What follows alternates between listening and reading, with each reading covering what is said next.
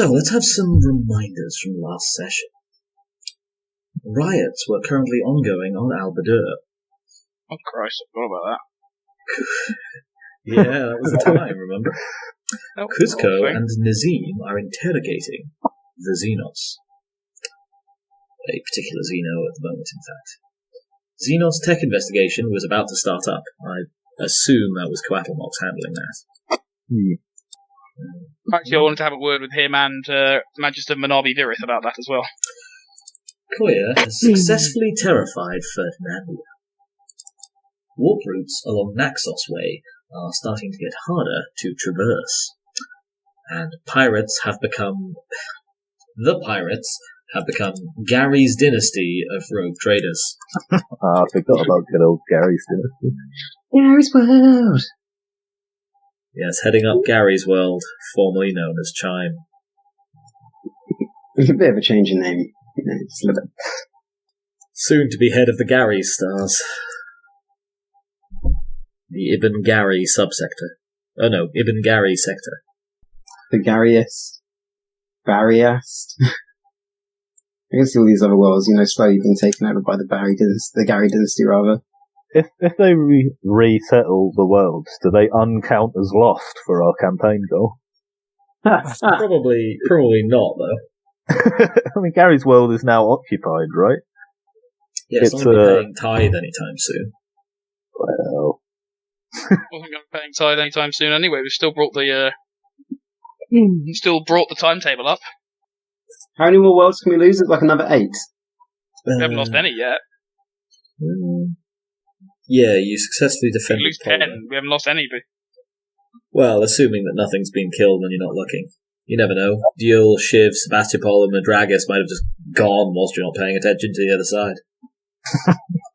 Very unfortunate. How long has it been since the last xenos attack? Let's see, with the weeks of travel... not actually that long. The last one was on Polder, and you successfully repulsed that. I think a month, give or take a week. Alright. Cool. Sorry, my energy is a little bit sapped this week, so we might be slightly subdued. Team Ferdinandia or Team Al-Badurrian? Who wants to go first? I don't mind. Dealer's choice. Roll for it. The old reverse Uno, eh? Yeah, sure. I'll take a D100 from both, and whoever rolls lowest goes first. I guess my only good roll. Oh, Ollie's going first. Yeah. Try and Ollie, no. Ollie can roll first because I don't want to waste a 1. Go on. Yeah. No. Coward. I renounce thee, dice Satan. Then I'm donating your 1 to young Nicholas. Yes. Put it to good use. Or he might spunk it on a fucking random useless psychic power. I will probably spunk it on a useless psychic power. Oh yeah. The whole point of me saying that was so that you wouldn't do that. You clearly don't know me very well, Benji, then. No, I do. I just like to live in hope. Young Nicholas, would you like to use your 1 on going first? No. No, I'm not. All right, let's clarify this right now before it comes back to bite me. I'm not giving you a automatic 1 token that you can play whenever you What? fancy. No, that's exactly what you just said. The recording will back me up.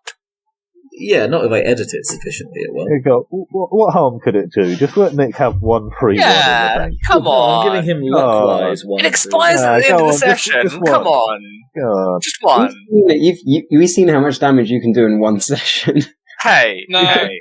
it'll be fine, okay? Young Nicholas, with your eating brains predilection this campaign, I'm pretty sure he can't give you a 1 under any circumstances, because it's going to be like, I'm going to eat the navigator.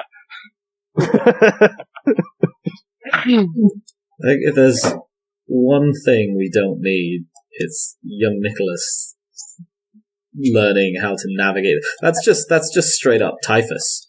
Or whatever his name is before becoming typhus. Typhon. Yes, of course. That's so much less monstrous. It really is, isn't it? I would love to see Navigator Nick and his expansionist. Do you remember how Navigator genomes work, Ollie?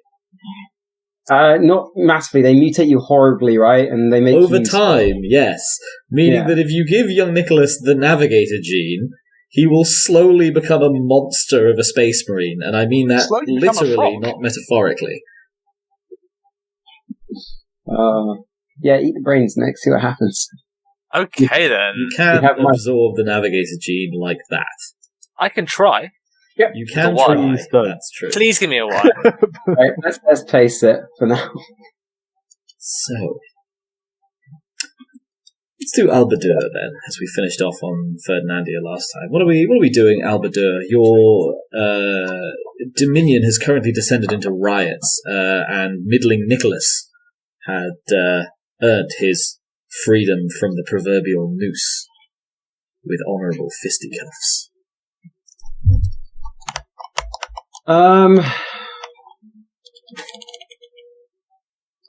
Okay, so I think I need to start. I can't really start putting. I'm going to call the 3 rulers of the planet to my ship. Yeah, they fairly nervously show up in comparatively short order. The triumvirate ruling Al-Badur.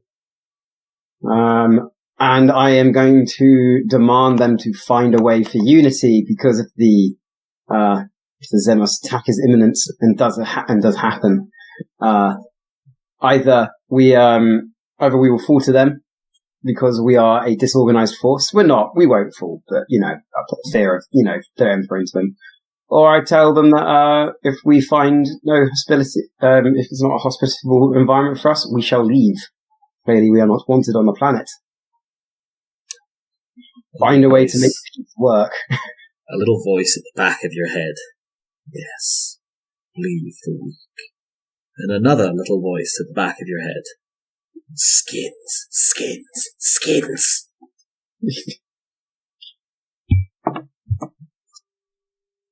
So I got rid of those voices in my last rejuve. Not that I probably have had a rejuve yet.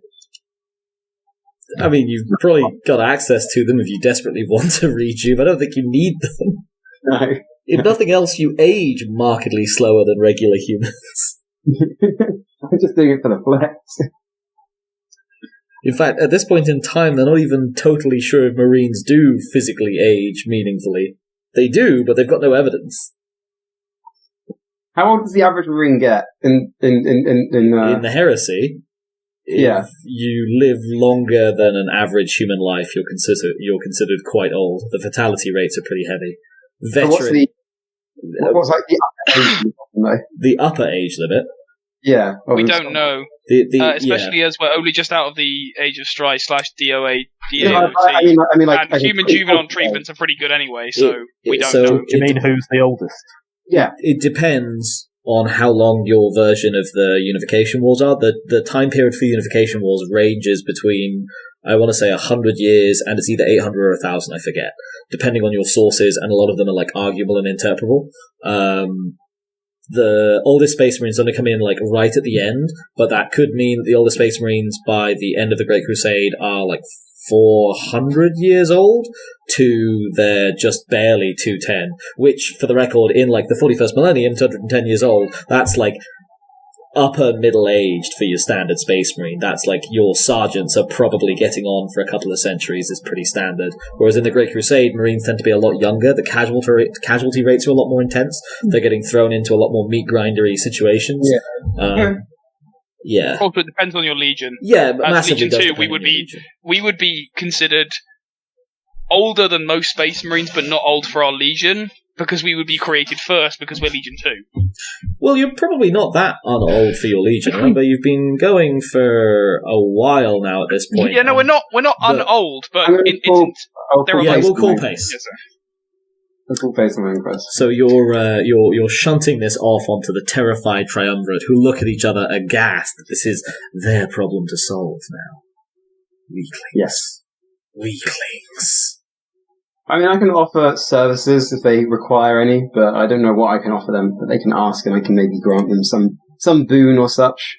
One barely musters up just about enough resolve to look you in the eye for a fraction of a second. We require no services from yourself. And then traipses out of the chamber. last time we do show and tell with a graviton gun. Last to follow. Okay, so you're leaving it in the hands of the civilian government. Maybe they'll do well, maybe they won't. There's two ways we can handle this, Ollie, and I'll let you pick. Either I can roll on behalf of the civilian government, and we'll see, or we can just leave it hidden. Leave it hidden, why not? Yeah, so you react to it how it goes. And then my next form, I want to see if I can re-roll the defensive shield I have around the planet. Because if you remember, it was badly formed. It was weak in some areas and pretty sparse. I want to see if I can re-roll that to just get a better distribution of ships across the planet. I don't know how many ships you've got. You're split up between like multiple exits trying to defend that you're trying to defend, and then like the ships that you had pitched in orbit over a fairly high, well-populated world, but with the people actually moderately spread out comparatively. You don't really have the craft to do the job well, unfortunately, per the original role. Okay. Then I also would like to. I have plenty of warp running ships. Right? Can my ships detect like other ships in the warp beside them? It depends. Your astropath is usually how, unless you have specialist tech, your astropath is usually how you would chance across such things. You do have an astropath though, so you can do some predictions. Okay, I'm wondering if I can send a ship into the warp along the warp route that sort of links Al-Badurrian. I presume I know about Polder.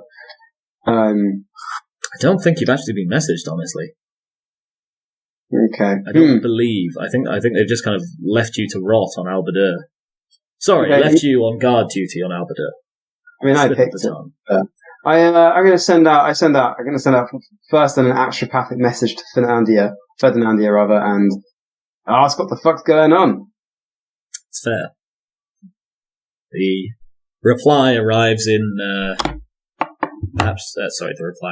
message arrives in a scant 12 to 16 hours. Meanwhile, on Ferdinandia, Coayah, you receive a standard request for status update from Macuiltotec. Seems almost alarmingly calm, if anything. At least something's going well. There's totally no riots happening here. No siree. Those don't happen on my watch. I will send back a full status update about how we have encountered the enemy. We've taken prisoners. I've made Ferdinandia to try and mobilize the rest of the sector and get everything rolling. The rest of the command crew have met up with me, and we are planning our next move. If we're at Ferdinandia now, the main thing I wanted to do here was to have a word, to be honest, because I figured the other guys were going to be figuring stuff out this session, was to have a word with Majos Virith, and Coatlmox about that giant gun thing they had. The tasty weapon tech. Yes, indeed. Now, is it to be thrown away as horrible xenos tech, or could it perhaps be some kind of human relic from the Dark Age that we could repurpose and add to our own arsenal? I mean, I have Forbidden Law weaponry and Scholastic Law Age of Technology, so I might actually be able to answer some of that. Shit, you might. Basically, me want.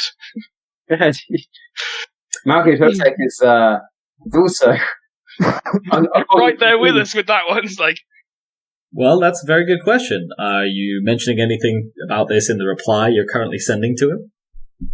Well, I will have sent a full account of our battle, so presumably, yeah. The thing is, even if you don't directly mention wanting it, I feel like Coayah and Maccy have worked together long enough to know that whenever Coayah says the words "big gun found," Macuiltotec automatically hears "me wanty."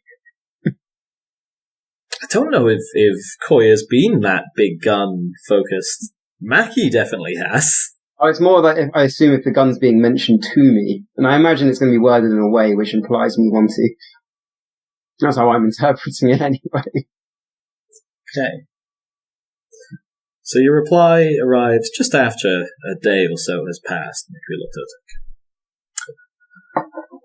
You're starting to see some attempted crackdowns from the civilian government in favour of your forces, but they're going comparatively poorly. Al-Badurrian is experiencing escalating unrest. You seem to have been left out of quite a bit on your little backwater posting. It would be nice to know that Polder have been attacked, and, they might be coming towards me next. Oh, good. Maccy is miffed to learn that Polder had direct contact with the enemy no more than a month ago. And it seems to me that a month is about the average travel time for them. It's fine. Oh, okay. Has Maccy been informed about the Black Stones? I think we told him to look out for one on his planet or something. Yeah. Yeah, He sent a wide beam. You did actually, send a wide beam to the rest of the sector. So just anyone who happened to be receiving got that one. Oh, did I actually find any black stones? I can't remember if I made a search for them. The local merchant houses all sort of immediately scrabbled to do it. I don't think you put in a big effort. You were mostly trying to get places locked down, but I think you said something. Regardless, you've turned up no obvious positives. There's quite a number of potential positives, but the description you received was so vague that you're literally talking millions to tens of millions of candidates. Mm-hmm. No worries. Okay, I am going to send an alert down to the Triumvirate saying that Polder has been attacked about a month ago, and their average travel time appears to be a month, and the foul xenos threat could be making an appearance any day now. And I would like to bring my ships into a war footing. Even if they weren't already, I want them to be, ready to go. I think you already had them on a war footing. Yeah, I'm pretty sure. You thought you were going to be attacked any day, and now it's it might be any day. Yeah, more any day now. It could be yesterday. Could be. Yeah, Communications are not instantaneous. It's not impossible that you've been ambushed somehow. Foul xenotech has been known to do worse. I would like to bring some more of the ships to the known entrance and exit of the warp routes. There were, I think, 6 or so scattered throughout the system. That would mean that you'd need to reduce defenses on the world itself. Which would also, for the record, reduce your force projection on the world itself. In which case, then I was going to keep the ships where they are, I think. And then, I can always bring something to I can always clump together more ships as needed, I suppose. But do ships generally always enter from warp routes, or can they appear from anywhere in the solar system? Or do they always come through the warp routes? Depends on their method of travel. Yeah. Depends on method of travel, depends on ship, depends on warp currents, and then also it's usually that stable routes and exits are easier and faster, and just generally what you would use for large scale operations, especially if you're willing to send in what's a good example? So your flotilla probably moves through only stable routes so that it can keep together. Compared to, say, the little warp runner, which can take riskier routes because it's only got to move by itself. I get you. A single ship is usually more maneuverable, but it's also quite difficult to aim precisely. Actually, upon hearing about the big gun, I actually am going to remobilize the fleet to sort of group together into 6 large flotillas, or however many I can get out of it, and then have those 6 small flotillas in that case. How many ships do I have? I forget. I think you had a third of the fleet, so you're, what is that, 3s and 4s of mostly escort class? Okay. Rather than 6 flotillas, maybe 3 flotillas spaced roughly equidistantly between the 6 warp routes. So if you have, I'll draw it out. So you want to set up a picket, basically? Yeah. So if I have 6, then I want to... Okay, that will, and we'll switch over to Benji's group in a second now, but that will, just to confirm, probably quite massively reduce your force projection over Al-Badurrian itself. That's fine, because I can still have the ships go quickly to Al-Badurrian if I need to. If they appear behind Al-Badurrian and all my ships are picketing, then I can just have... it wasn't the aliens appearing quickly over Al-Badurrian I was meaning, it was like riots and civil war on Al-Badurrian. Oh, I see what you mean. How much of the ship supporting that? Isn't it?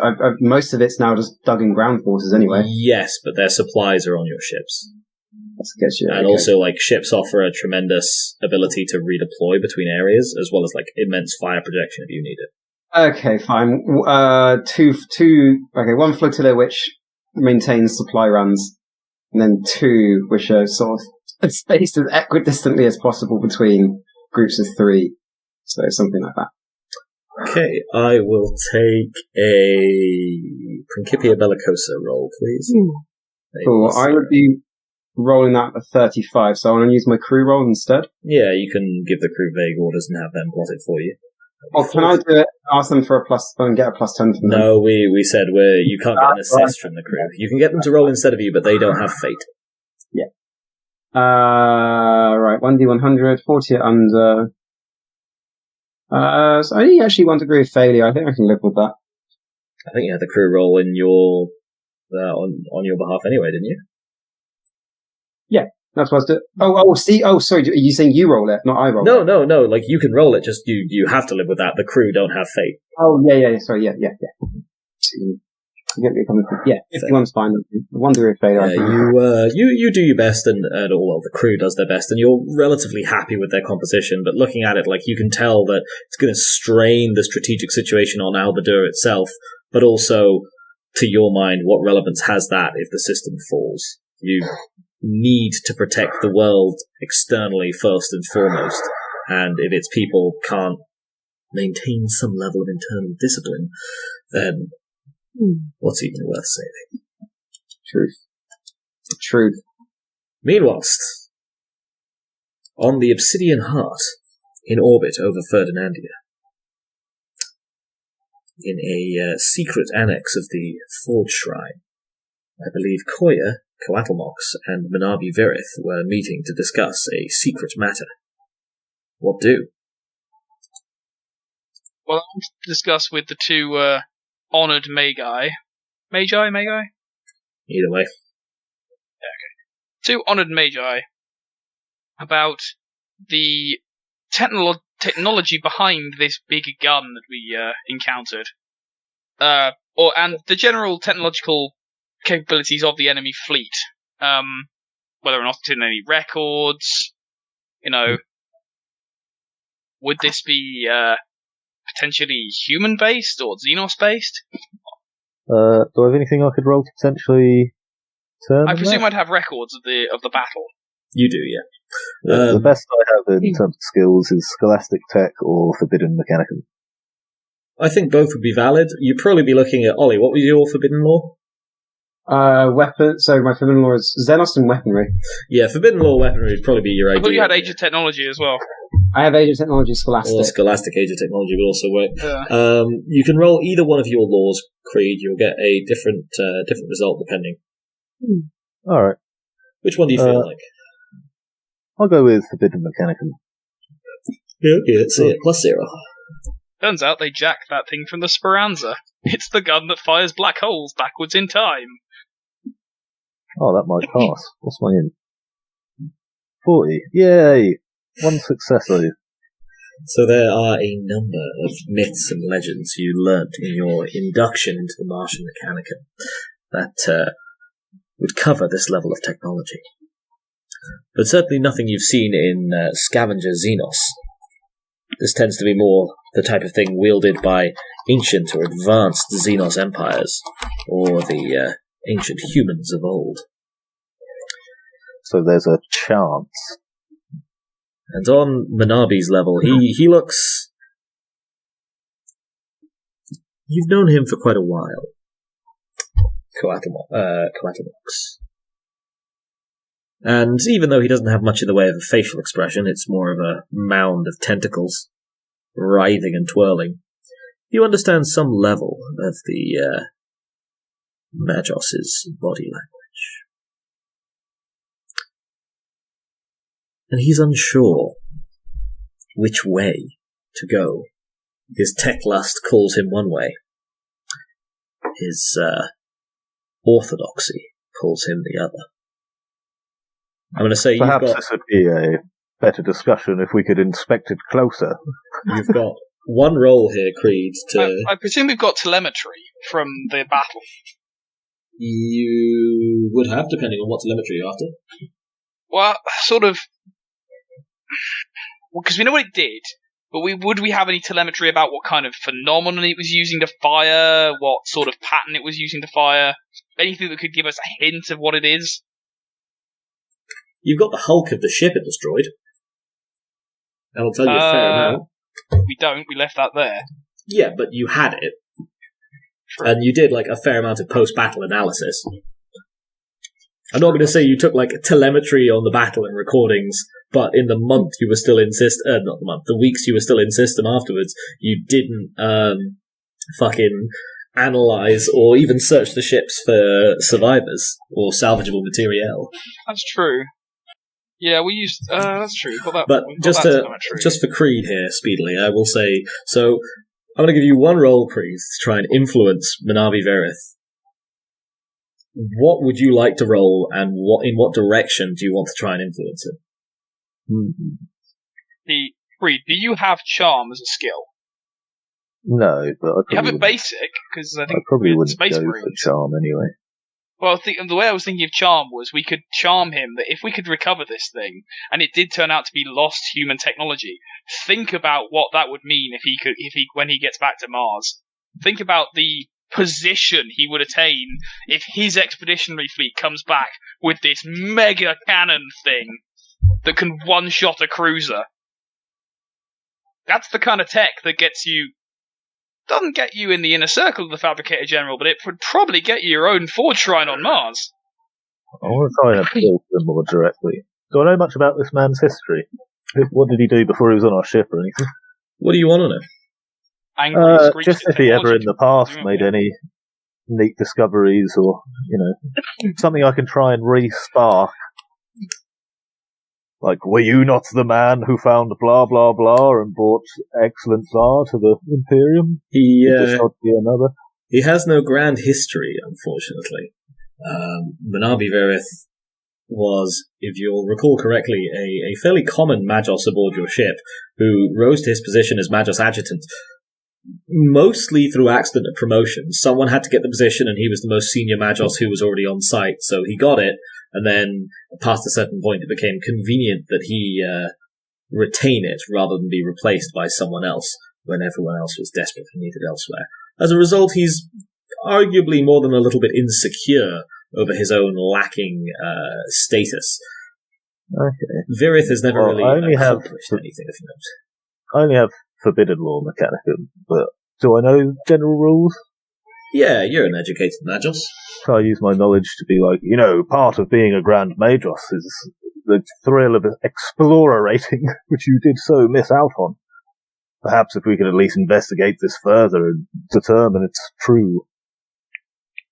Okay, so you're going to try and push him a little teeny tiny bit away from orthodoxy and towards heterodoxy. I was just thinking, like, being a nice emperor-fearing explorer. I'm not throwing around use that phrase thing. What were you thinking of rolling for this? I was hoping my knowledge on the subject, so I can try and make it sound like it's a very mechanicum thing to do. I will let you roll knowledge, but it's going to be over fellowship. Alright. Which knowledge were you thinking of? Forbidden Mechanicus. You know what? That covers exploratory stuff. Yep, I will take Forbidden Mechanicus over Fellowship. Oh, he's a thief. Oh. Nice. B3 failurinos. So, treat the cat for a second. Your honeyed words fall on deaf ears as Manabi Verith points at the thing on the picked feed. And then, with a twirl of his wrist, brings up a slew of hololithic projections of telemetry. Look at the sheer damage output of this thing. as it cuts through the Omnissiah's messengers. What the two of you speak of is tech heresy, and I will have no part of it.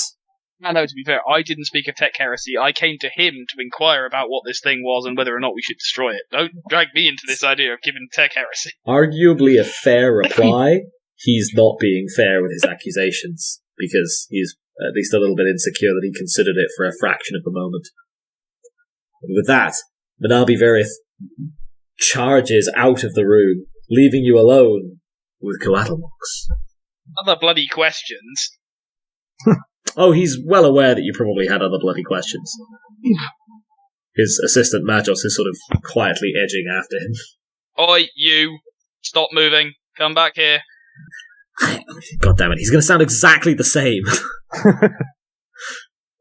Can I do an accent within the Dunmer accent? Sir, how you be? Sir, how you be? I require further analysis upon this weapon and upon all captured Ak'haireth technology.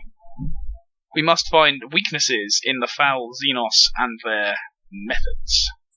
The Magos crosses his all too fleshy arms, clearly a junior adept. The weakness. God damn it. Pardon? Sorry? I was goddamming it at the trying to do a West Country Dunmer. Yep. The weakness is that you shoot them with the Omnissiah's weaponry. Yes, I'm well aware of that. But every piece of information I can gather on these things so that I might more effectively destroy them in the Omnissiah's name is useful. I need to know whether or not these things are vulnerable to heat, to light, to haywire field. Are you talking about the Ak'haireth or the ships? Because you've been looking at ship stuff so far. Well, yes, I was talking about ships. My first question was, can we have big gun? Which apparently is no. Well, it's no according to Manabi no from Verith. them. Yeah. According I know to some loyal tech priests. We've got a thing going on the side. Don't worry about it, brother Captain. Actually, that's true. We've got you, and we've got a whole nother Forge World who might be more amenable to us dragging it back in system and being like, "Yo, what will you give us for this?" Also, could you arrange an accident for Manabi Verith and give us an explorator who's a bit more amenable to us bolting this thing to the ship? I mean, it's going to be difficult for you to go over that in front of Manabi's assistant. Yeah, well, I'm not saying that in character. Right. Okay, so what I'm asking this guy about is analysis of these weaponry to find structural weaknesses. Basically, analyze their weaponry and ship design to find structural weaknesses, material weaknesses, their power types and stuff like that. Whether or not they can determine layout. The Magos goes over a number of the ships that you hulked or destroyed at range, what picked feeds you have on you, which is actually moderately extensive, and sort of outlines for you that the Ak'haireth void-based situation is not that dissimilar to the ground-based situation. They're making use predominantly of scavenged vessels. There's a number of human vessels in their fleet. There's a number of xenos vessels in their fleet. Some of the human vessels are actually quite old. Some of them are actually surprisingly new. There's at least one former actual legitimate Imperial destroyer in their fleet, albeit one that's now been utterly hulked and it's mostly good for scrap. In terms of specific weaknesses, they don't have a particular critical flaw, but arguably the main thing, looking at ship after ship after ship, at least of what survived, is that they look comparatively poorly maintained. If the Magos had to guess, they lack a major resupply base. You're probably dealing with a primarily void-based fleet. Therefore, one that's not bad at doing its own repairs, but which lacks the extensive facilities to perform them. What about the weaponry? What sort of, are there any key similarities, tying it all together?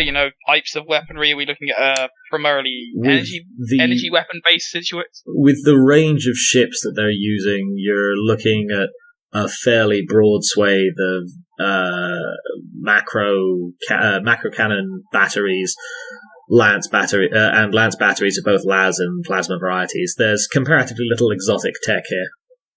Same for their ground troops? Definitely same for their ground troops, but you're already aware of that.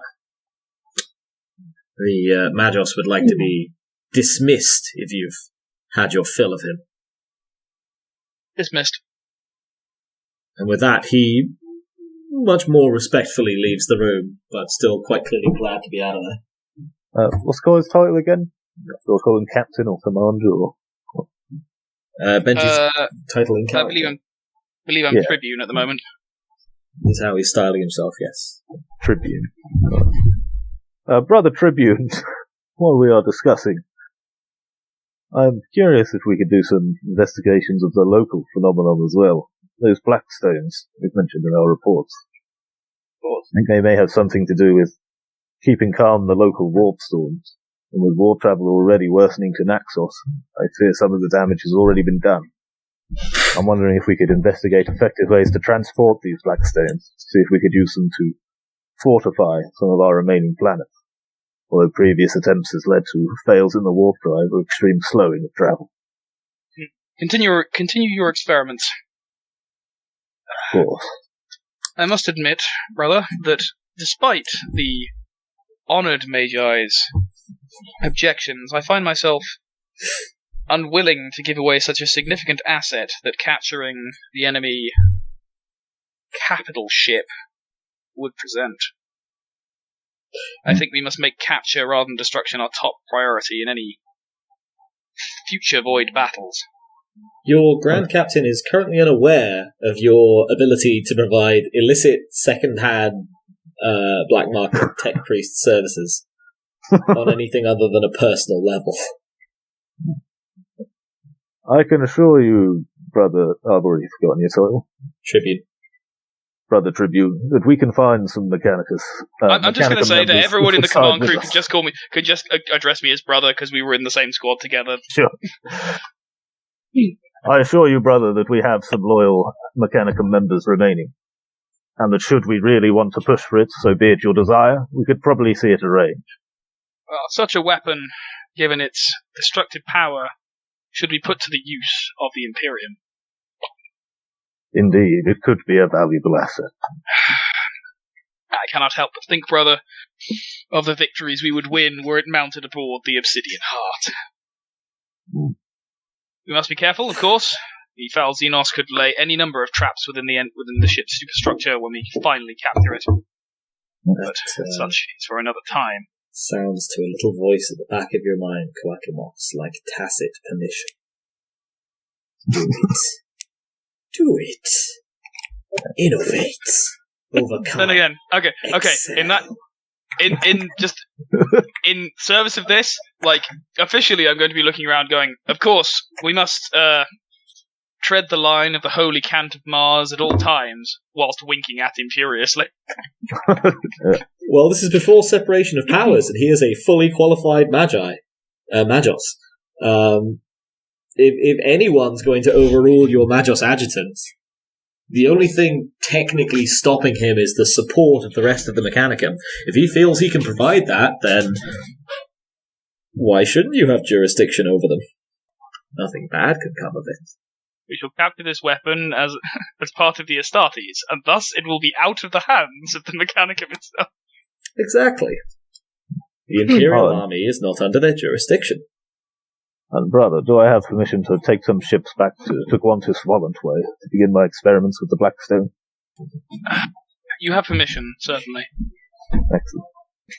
I will say take as few ships as you need. We need all hands. A couple shitty ones. In fact, brother, requisition what you need from the Ferdinandian Civilian Corps here. Sounds wonderful. Those won't be too fast, but, you can do it. Sure. Meanwhile, in the interrogation room,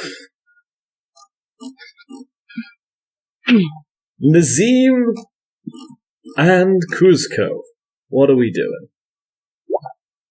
Making holes? Yeah, that's true. I Actually, I gotta think be we're honest. just getting onto Cuzco section, right? Yeah, there's part of me that doesn't want to kick the puppy, but, like, I know I have to. You don't have to. You choose to. You could let it go. What's the worst that would happen? It would eat someone. Spread its nastiness around the ship. Details. I What are we doing, request, Carl? brother. I'm requesting Brother Nazeem to, like, say, constantly observe the. I'm trying to find the right way of phrasing it. Like, the potential psykery output. I don't think he's quite outed himself to you. You know what? I don't think he's technically outed himself to you as a psyker, but at this point, I think it's very like unless young Nicholas is super uncomfortable with it, I think it's pretty implicitly clear that he's a psyker. Yeah, it's one of those, like, Yeah. open secrets, Okay. at least between us two, as far as I'm concerned. Exactly. I just Definitely wanted to- between us two, yes. Cool, fair, because I didn't want to have to, like, for the rest of the scene do that. Well, you don't know he's a psyker. Because we did it a bit last week, and yeah. Cool. Yeah. So, And I've now had enough, because we've ranked up, I now have a psi rating of 4. Oh, Which means if I actually cast my power rather than fettering it, I can get some new information on reading. that could be quite useful. Phenomenal cosmic power. Itty bitty moral compass. compasses do not have to be large. That's not how compasses work. Moral ones tend to be, though. Wrong, weak, is how you describe a compass, Benji. You're an engineer! Not large and small. Oh, Christ. Okay, cool. So, with your psychiatrist friend monitoring the xenos' mental state, put the inverted commas in yourself wherever you choose to, folks. A whole freaking. What was the sentence again? With his psychiatrist friend monitoring the xenos' mental state. Yeah, let's see. Sorry, I'm just picturing the image of getting into the ship's psychiatrist quarters and he's in, like, a regular-sized reclining armchair thing, but wearing full Terminator armor. And with an appropriately tiny notepad and pen. Exactly. Massively reinforced chaise lounge. Yes. So, In a chaise longue. Ah, well. Kuzco, what are we doing? I'm going to openly get out, like, various quote-unquote interrogation tools and just see if there's a visual, like, or a response to knowing what they are, if that's possible. So your psychiatry report, ongoing as it is, indicates that the xenos seems to have some awareness of what it's looking at and even what's going to happen to it. It's still just vibing. Cool. I'm just going to start poking it with some things. Like, I presume most of, like, the hands and feet tentacles have withdrawn to loaf of bread state. Oh, thoroughly, yes. Okay. Like, so I'm just going to randomly choose an area, like, indiscriminately poke it in places with, like, nasty things. Yeah. Let's have a look in the core rule book and see if interrogation works any differently here. Poke it with the nasty things. Poke it with the nasty. I'll poke it and get nasty, alright. I'm afraid that's heresy, Carl, and you know it. There we go. Sorry, just having a look now.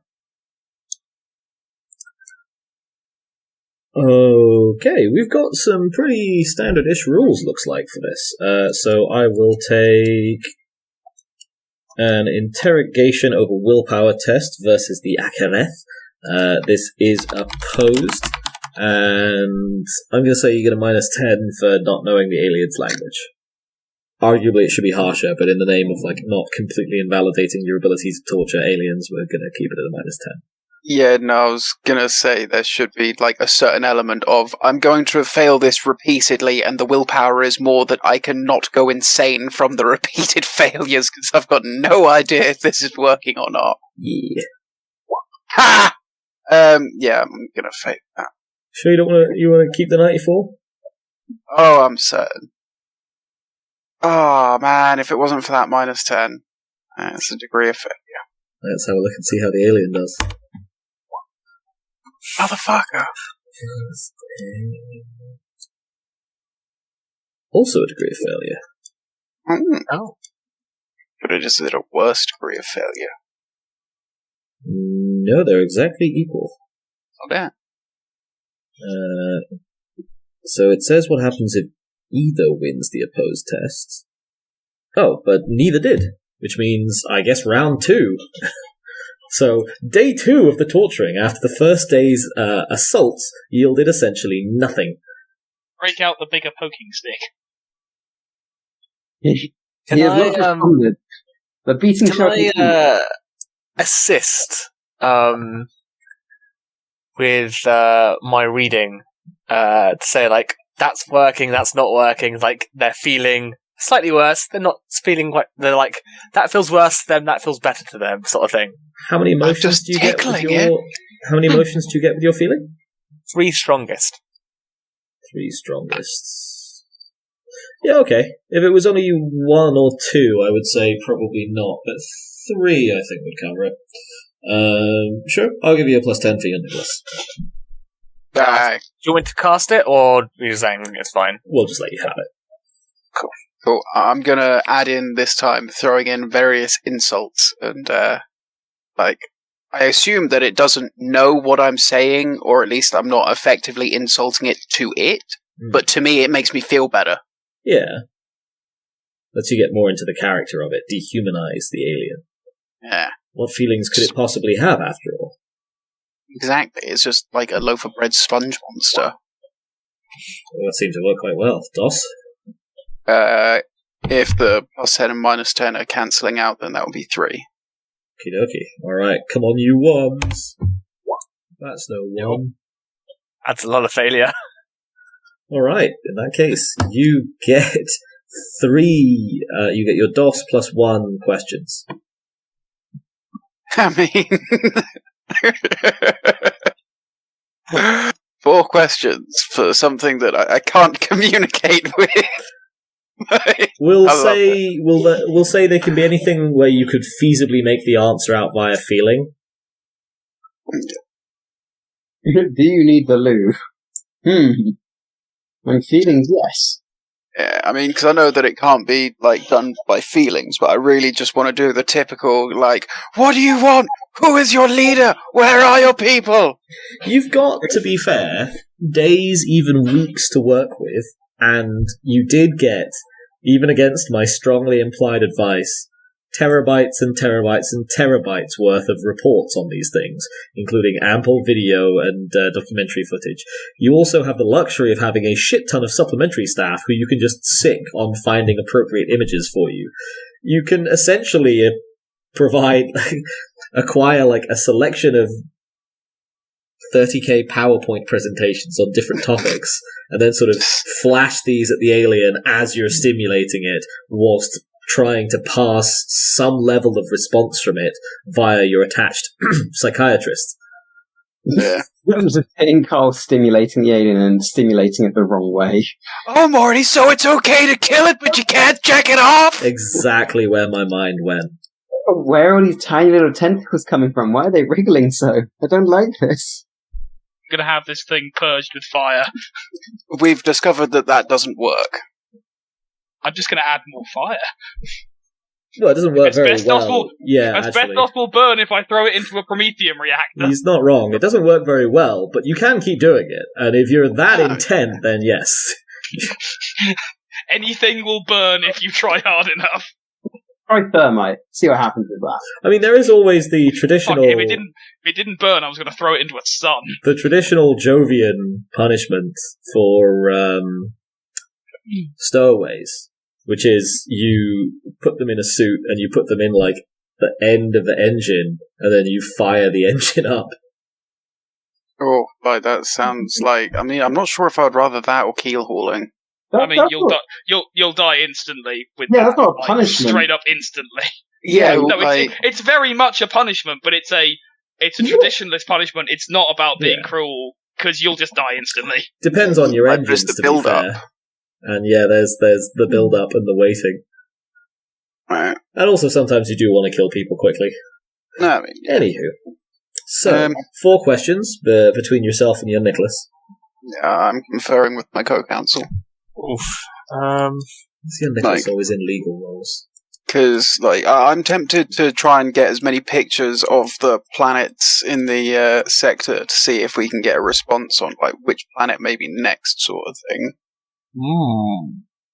That's a good shout, actually. Yeah. Call odds or evens for me real quick, please, one or the other of you. Odds. No evens. Odds, I'm afraid. No! The ancient path has broken. So fast. Okay. So, for your first question, you flash images of assorted planets in front of it.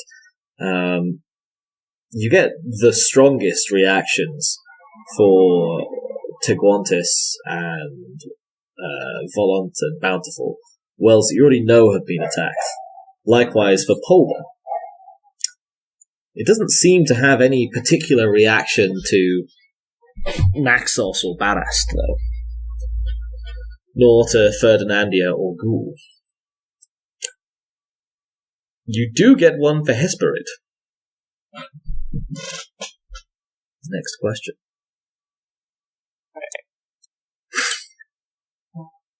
Where is Coayah, in relation, or where are we in relation to Coayah? You're on the same ship in different parts. Or you assume the same ship. Coyah's kind of all over the place a little bit at the moment, but he shouldn't be more than a few hours away at any one time. You're on the Obsidian Heart, and he's either on the Obsidian Heart, or on the surface of Ferdinandia, or on one of various other ships. Around. Yeah, he's around. Yeah, so basically I was just going to check if we could, vox over and see if he's got any specific questions want asking. Yep, you got 3 left. I will say, let's throw this open to out of character as well, if anyone has anything they think would be a cool ask. Because, I'm not a natural interrogator, I'll say that now. Why'd you spec an interrogator, Carl? Because, my character is, yeah, but, me, it's more a case of, if I could actually talk with someone, that would be a different story, but when it comes to something like this, which is more like interpretive dance, then... You know what, that is pretty fair. Yeah, what sort of answers are we getting from this? Just the emotions Nick can read or whatever? Yes, so the single question you've asked so far, it's predominantly surges in its levels of happiness. So it got minor lack of happiness stayed at a constant for Al-Badurrian, Ferdinandia, Ghoul, Naxos, and Barast. Happiness surged for Bountiful, and Volant especially.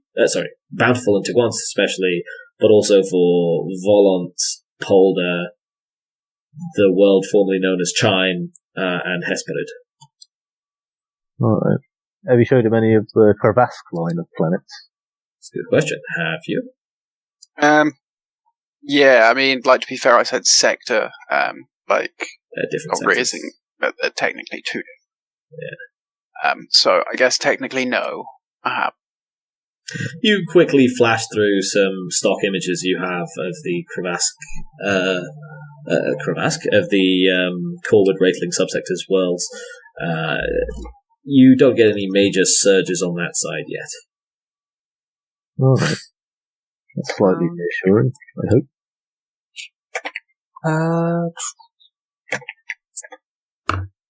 The other thing I'd like to try and know more about is their connection to the mothership and if they're at hive mind, but I don't know how clear an answer we'll be able to get there. Yeah. I would be thinking we need to find their home world or their home system, if they have one. I think they're from the warp. But if they do have a home world or home system, they've not been back there in quite a while, at least according to the conversation you had with the Magi. True, but just because we destroy these outward fleets doesn't mean that there won't be any more coming. They stick to the usual pattern. We have about 5 months to a year. But that presumably also depend on distance and safety of their warp trail. I wish I could show a picture of a warp room. Yeah, I know, right? Can one even take a picture of the warp? There are such things as 2D maps of the warp, but they tend to be quite emotive, which means they're less useful cross-species than you might hope, depending on the species.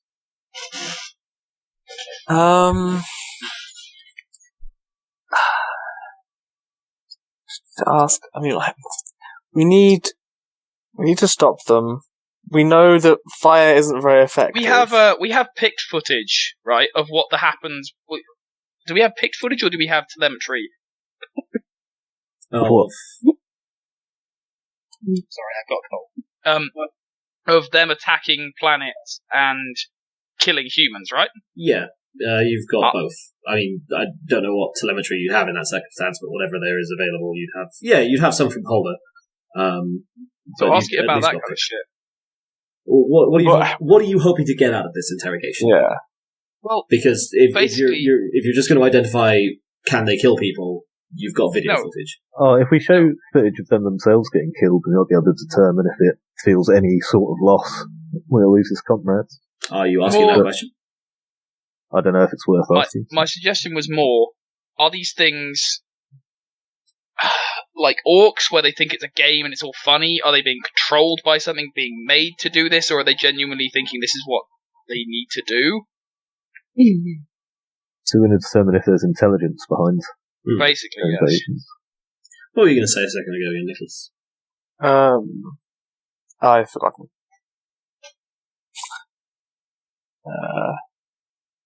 Do you guys want me to give you a little bit to maybe think of some questions, perhaps brainstorm a little bit in Discord, and I can flip back over to Ollie or something? Yeah, go for it. Yeah, I can just. Okay. Al-Badurrian team. I.e., really just Maccy. What are we up to? You've received information that, basically shit's going down elsewhere. And there's at least one colossal alien gun out there in this sector that you apparently kind of want. I would like to jump into the warp, I think, for a little bit. I want to do a scan along the... Sorry, I don't think I actually answered that question. But you can't really do that. No, you did, but you said I could do it with an astropath. Oh, yeah. Sorry, that's not literally jumping into the warp. But yeah, you can have an astropath scan things. Okay, well, I mean, even if I don't have to jump into the warp, then all better, I suppose. Yeah, I'd like to have an astropath, scan out, so, I want to have them fully focused on as an early detection system.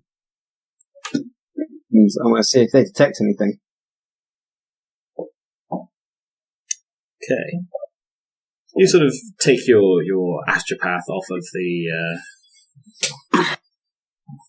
of looking for communications, and instead have them focus on projecting their consciousness into the warp around the system, on looking to see if there are any disturbances, any ripples, any currents in the empyrean that might indicate an approaching force. What you get back is actually almost disturbing. For several days, your astropath comes to you with nothing, and you instead simply watch as things grow slowly more and more desperate on Al-Badurrian, the triumvirate gradually losing control of even their own holdings. Not completely, but things are starting to fall to the proverbial chaos. Your astropath struggles to describe things in a rationalist way. But for someone who operates by psychically hearing the dreams of others across interstellar distances, what they say to you is that they feel a disturbance coming from the galactic chord towards Sol through the Mezzin Straits itself. An almighty clanging in the warp, like two vast metal gates slamming shut. Worrying. And the collapse, the screaming of 10 buildings 10 voices. 10 siblings dead. That ain't good. Naturally, as with everything astropathic, there's a lot of this just dressed up in your usual psychic twaddle.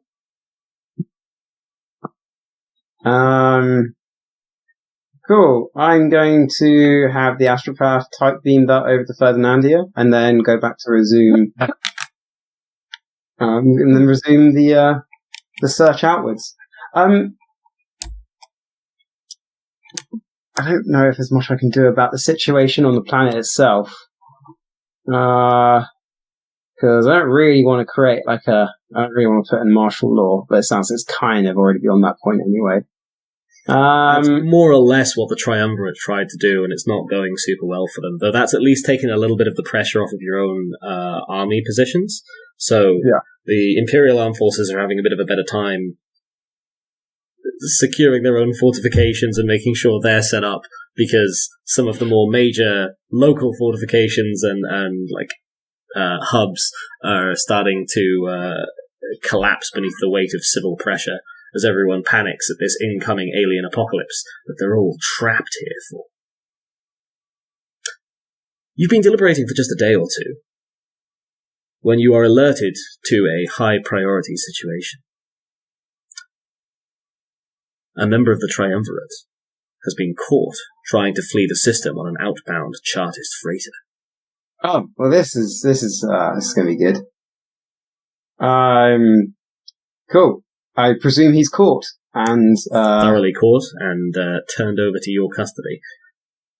Amazing. I would like to beam down to, I think, the planet in general. I want to get a citizens' council vote on what should be done with what does the citizenry want done with their fleeing cowardly leader? Maybe this will appease them somewhat to show that sometimes decisions can be made and they can be taken and you will get your justice. They've got about 18 billion people, so you're going to get a lot of different voices there. We'll listen to them for the first minute. But they don't have to know that.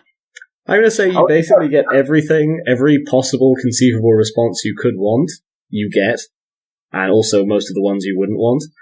There's a large majority of people, especially people who are affiliated with the other two major houses and most of the minor houses, who honestly just want him executed. Yeah, I'll do that then. It may cause the area that is not that is controlled by him to become more righteous, but hopefully it calms down the less righteous areas. Or as it turns other areas into less righteous. I'm going to I'll talk to the two other leaders and tell them to begin their preparations for moving in on the 3rd, because someone's got to calm them down. I mean, I can lend support if needed, but I'll live on camera, I will go up and I will execute the guy. At this time, I'm not gonna go punching people for honor, because I feel like I'm either gonna kill him. One, he's not gonna be able to hurt me. Two, he may kill me. So it's a risk I'm not willing to take. No, I think that's valid. Either he doesn't have any tricks, in which case you're basically fine, or he does have a trick, in which case you'd be in serious danger. I follow your logic. Man with bare hands kills Space Marine. Right, it's not good. Digi-weapons do exist. There is a non-zero chance that, I don't know, that diamond tooth he's always sporting might actually be the world's tiniest plasma pistol. You do not need to be plasma pistoled in the face. Not right now. It's the top 10 things I do not want happening to me. Yeah. If nothing else, you'd be stepping on Coatlmox's brand. Say nothing of the tale of David and Goliath, aka the original. Oh shit! Yeah, but it's fisticuffs. Yeah, it doesn't matter if it's fisticuffs. David and Goliath wasn't fisticuffs. I know, but it doesn't matter if it is. As we all know from coronavirus, everyone goes, it's a 99% chance of survival, and everyone here has played it, rolled a dice, and thought, I can't fail this. Oh no! Yeah, you can always fail. Do we not forget that Michelko somehow survived with a -40 against a +40? Michelko not only survived, but is nowadays leading his own company. Yeah, but this is what I mean is, you can always fail a roll. It's true. It's very true. I like that you reassure Ollie with this memory of his failure shortly before his important roll. It's more just like, we must always be sure to never just assume, I can't die to this person. It's like, no, even as Space Marines, we could always die to someone. It's like that. I think I've sent the image to you before. It's the one about the word bearer and the Elysian with a fucking melter bomb strapped to his arm. Rings a bell, but I don't remember it. But no, yeah, it's just you're like, not wrong. imagine you're this word bearer, you've been a champion of chaos for 10k years, and you're about to celebrate a victory when some titanium bald Elysian dropped on you from a great height with a primed melter bomb. Exactly. He could be an Elysian drop trooper with a melter bomb, or equivalent thereof. And I do not need that. So I'm executing live on camera and saying this is for the cowardly actions of someone I wouldn't even deign to call your leader anymore. Shortly thereafter, rioting calms in some parts of the world and massively shoots up in others Yeah. as his house proceeds to openly secede from the Imperium, only to be sucker punched by the other two houses, who have been pre-warned for this. And the Al-Badurrian civil war opens, and then shortly afterwards, when Imperial forces get involved, closes, and goes from being the Al-Badurrian civil war to the Al-Badurrian mutiny. What's the rioting situation like now?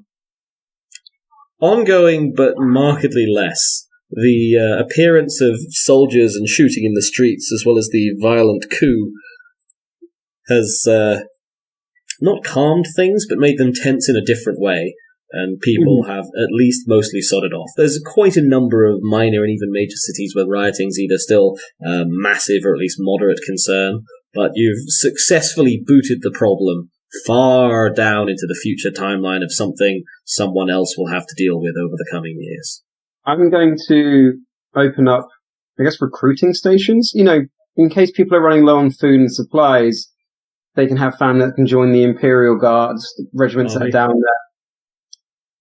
They can. I will say, probably in fairness, you are you're trained in Principia Bellicosa, and it would probably advise you against that just for having it. Okay. After compliance is achieved, yes.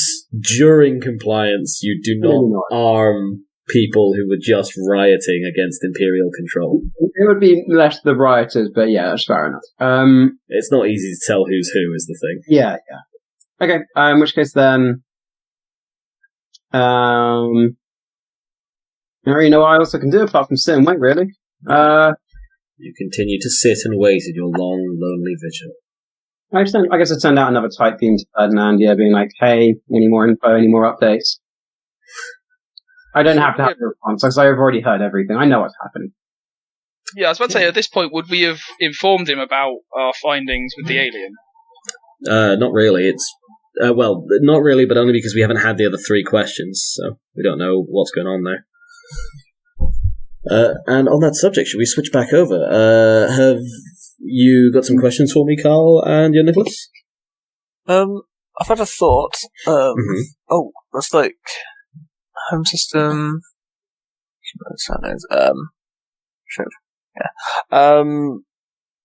What sort of weaponry works best against them? Because we know that flames aren't great. And we had other tests, and we saw that other things were relatively just effective. Yeah, we carried out. You carried out testing before. Yeah, I'm sorry. You've pretty thoroughly established this. Okay, so we know what hurts them. We know that where they're likely to attack next. I don't know how to approach it, but if we could try and find something that's an object of their fear, something that scares them. If you had an idea of what rocks? to show them, If we have any black rocks, can we stick some in its face and see how it reacts? I don't think you have any at the moment, but you've certainly got pictures of them. If nothing else, you've got a shit ton of brochures. I'll bring out the brochures. So you proceed to show the alien a flurry of travel brochures for Bountiful as you torture it.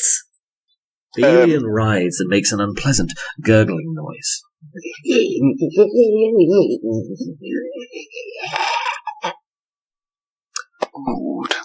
Good. Nazeem. For the first time, you detect a slight dip, albeit only slight, in the xenos levels of happiness. What do? Okay. Definitely didn't like those photos. Oh, sidebar. Have we got any hologram projection technology? Yeah, you've got pretty decent hololithic technology on the ship. We have the destroyer company with us as well. Or is it at Al-Badurrian? I think you kept them with you. Okay, excellent. Like, In which case, I believe generally... we've got more than one prisoner, right? Yeah, you captured quite a few, actually. Okay, in which case I'm going to take possession of some of their very, very rare and unique gear that they would have, being a destroyer company. Define rare and unique. Like, what are you thinking of? I'm breaking out the psyck-out grenades, because we do have them at this point. Let me double check what they do. I know what they do broadly, but I want to see specifically. Ranged weapons, where are grenades? What are you saying? Also, show it. Cause I think we've got everything we can get on where they're attacking and how to hurt them. Next sort of thing is we should find out social ties and so forth and how they internally work somehow, I think. Is kind of information we're missing. Like, it's like you have to know your enemy to fight your enemy. And we don't know them yet. A pretty valid point. But equally, that's what the torch is for. I'm not seeing the psych-outs in the standards. No, they're in enemy within? Enemy beyond, I thought. Everyone. No. You're thinking Dark Heresy, right? Yeah, but they use the same. Yeah, no, that's fine. I can use those. Sorry, carry on, Nicholas. But yeah, showing it images of, I think, Chris suggested earlier,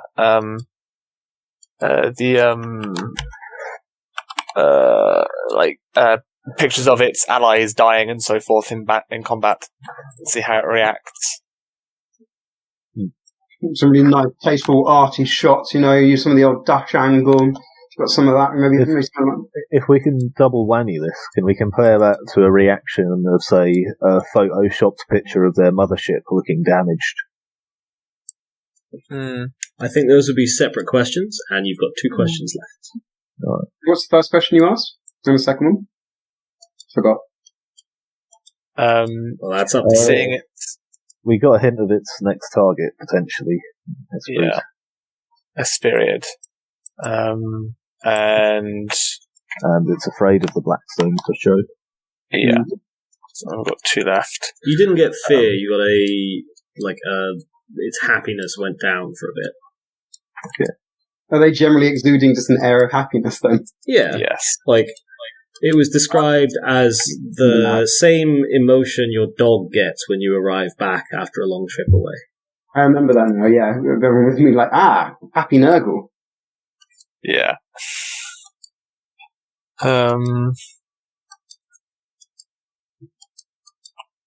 Yeah, I think socially, funny enough, it cares about its comrades. Would be an interesting one. The ship is another good one. I'm just trying to think of, is there anything better that we can do?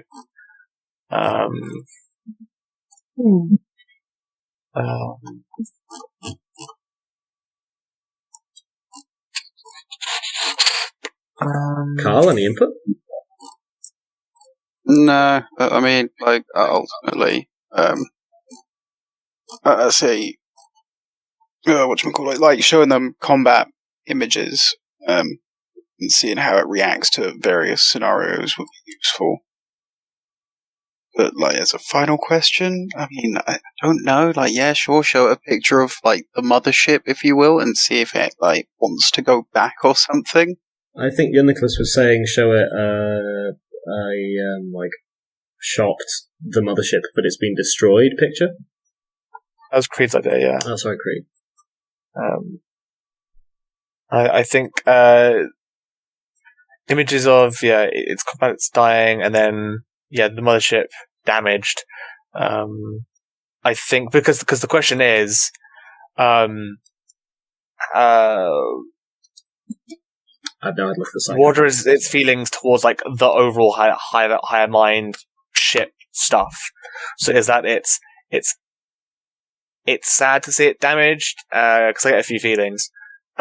Is it like longing to go back to it? Does it feel like some sort of how do you describe like a connection, a fondness, okay, sort of thing? Well, so that one question for the ship, and then its feelings towards its comrades dying. I think the two questions we want to ask. Cool. Everyone agree? Well, I say one amendment to the comrades dying is I say like a range of combat things, because not just its friends dying, but killing like food effectively. Like, is it doing it because it's like it needs to survive, or like is it like having fun? Yeah, but all of your measures are replied in like having a fun, good time. So won't those both turn up the same answer if they were both positive? I mean, I guess it's like the gradient of how positive. That's fair. Still, I would say those are probably, by the standards we've set, two separate questions. Does it enjoy combat, and how does it feel about its comrades? Cool. So you've got those two. Three three proposed questions for two remaining slots. Then what I'm hearing is one for like a shocked, destroyed mothership to see what the feeling there is. One for like a range of murderized aliens to see what the feeling there is. Murderized Ak'haireth even. And one for like a range of the Ak'haireth killing and or feeding to see what the reaction there is. Pick two, folks, in the next minute or two. I think maybe the ship and the feeding is I'm leaning towards. Okay. Like, do they enjoy what they're doing? Are they being forced to do it? Are they just told to do it? Is it pleasure to doing it? Well, the rest of the group's welcome to chime in, but for the record, you and Carl are the ones in the room, so you and Carl are the ones with the votes. While deciding that, can I be getting on with the psyck-out grenade stuff? Yes, I want to get onto it in a moment though, so we can get this interrogation sorted and the characters are freed up. Yeah, just go with the ones that have been mentioned by name. Alright, cool. So ship and feeding. First off, as you torture the xeno, you show it a medley of images of its own kind, fighting and feeding. And, somewhat predictably to your admittedly biased minds, the alien seems to revel in its cruelty. The feelings of well-being emanating from within it, spiking high, high, high, as it observes its own kind, butchering humans. By gun, by sword, by orbital bombardment, even by feeding. After an hour or two of that and a fairly exhaustive slideshow, you move on to a small, faked hololithic recording of its mothership being destroyed. Can I get a senescience check, please, Nazeem? Yes. You better get a mind spike to the head. Oh, that's a successor. Cool. That was over perception for the record, just to double check. Yeah, it's 38. A plus, isn't it? I don't think. Senescience is just a standard. Yep. You notice a rime of very slight hoarfrost begin to crust out from the corners of the room as the xenos' feelings spike downwards, plunging. For the first time since you started reading its emotions, it is no longer having fun. Instead, it's filled with a mind-bending depression, a deep and profound sadness. If you were a more romantic soul, you might even describe it as heartbreak. It sounds like a weapon you can use against them. Just projected Just images. mass project images. Yeah, my projection made me really depressed in the middle of battle. I mean, they usually show up with it though, so if they can see it, it might not work. Yeah, it's true. True. But What what about we make a giant papier-mâché version You'd need to really and blow it try up? to fake news your way through this. Well, You lost. know you want to give me that one, right? If you roll it, you can have it. This is my gift to you. Not really a gift.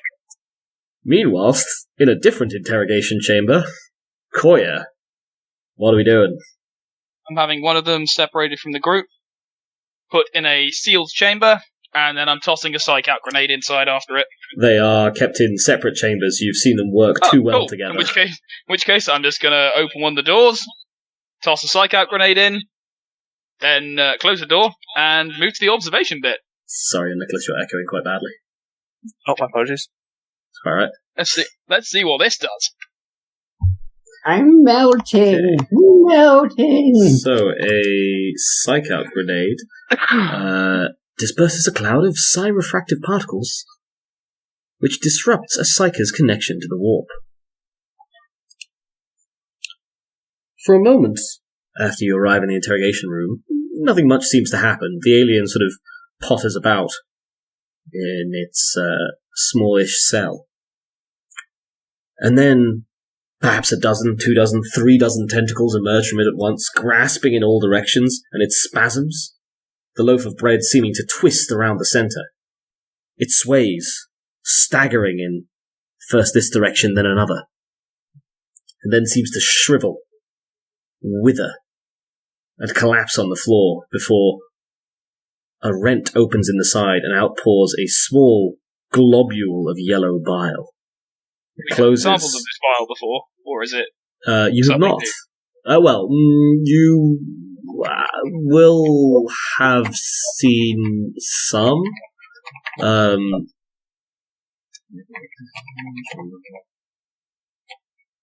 Yeah, it's not like especially anomalous, other than being particularly nasty stuff. It's mostly been picked up from around Ak'haireth corpses. Right. After a certain point, the alien simply ceases moving. Medical specialists in, with obviously people. You send in a team of masked up Checking it to make sure it's security not to check it, and then have the suspected cadaver secured, and then medical personnel sent in to examine. Do you need the human personnel who go and start twitching a little bit as they realise their connection to the warp's been cut off as well? Oh no! No, To be fair, you have to be an active psyker, and even then, it's not. You don't die if you're hit by a psych-out grenade.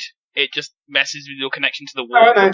Obviously, if you're in the middle of a spell, is really bad, but I mean, otherwise, you just get a massive fuck-off headache and can't really do anything. No, I know, but that's why I said, like, I wonder if anyone was like, ugh. Within 45 minutes, you've confirmed that the xenos has died. We just need some anti-psyker bullshit then. You've got a mild supply of anti-psyker gear, but it's way too expensive to be worth using. You'd expend your entire stock well before. Oh, absolutely. It You sounds also don't. It doesn't seem feasible that they've got like a gas mask, a rebreather equivalent, but you don't know that they don't have a rebreather equivalent. Basically, if we were going to deploy these things, it would be in strategic places. Say if we boarded their mothership, we'd use it to knock out key targets. Yeah, no, absolutely. But we just have. Actually, I say that, I don't know if I can't think why it would work through the lungs anyway, so a rebreather wouldn't do shit. Sorry, ignore me. Some sort of melter missile. We know they've clearly got some kind of connection. Well, actually, we don't know they've got some kind of connection to the warp. Psych-outs are scientific things. They affect various species who have strange alien ways of doing things with weird science. Clearly, these things have some kind of weird science feel.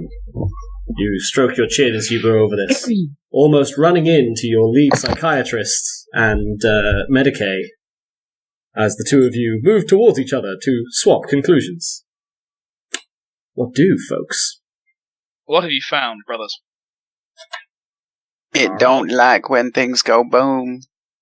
I'm going to need a slightly more, dare I say, professional answer than that, brother.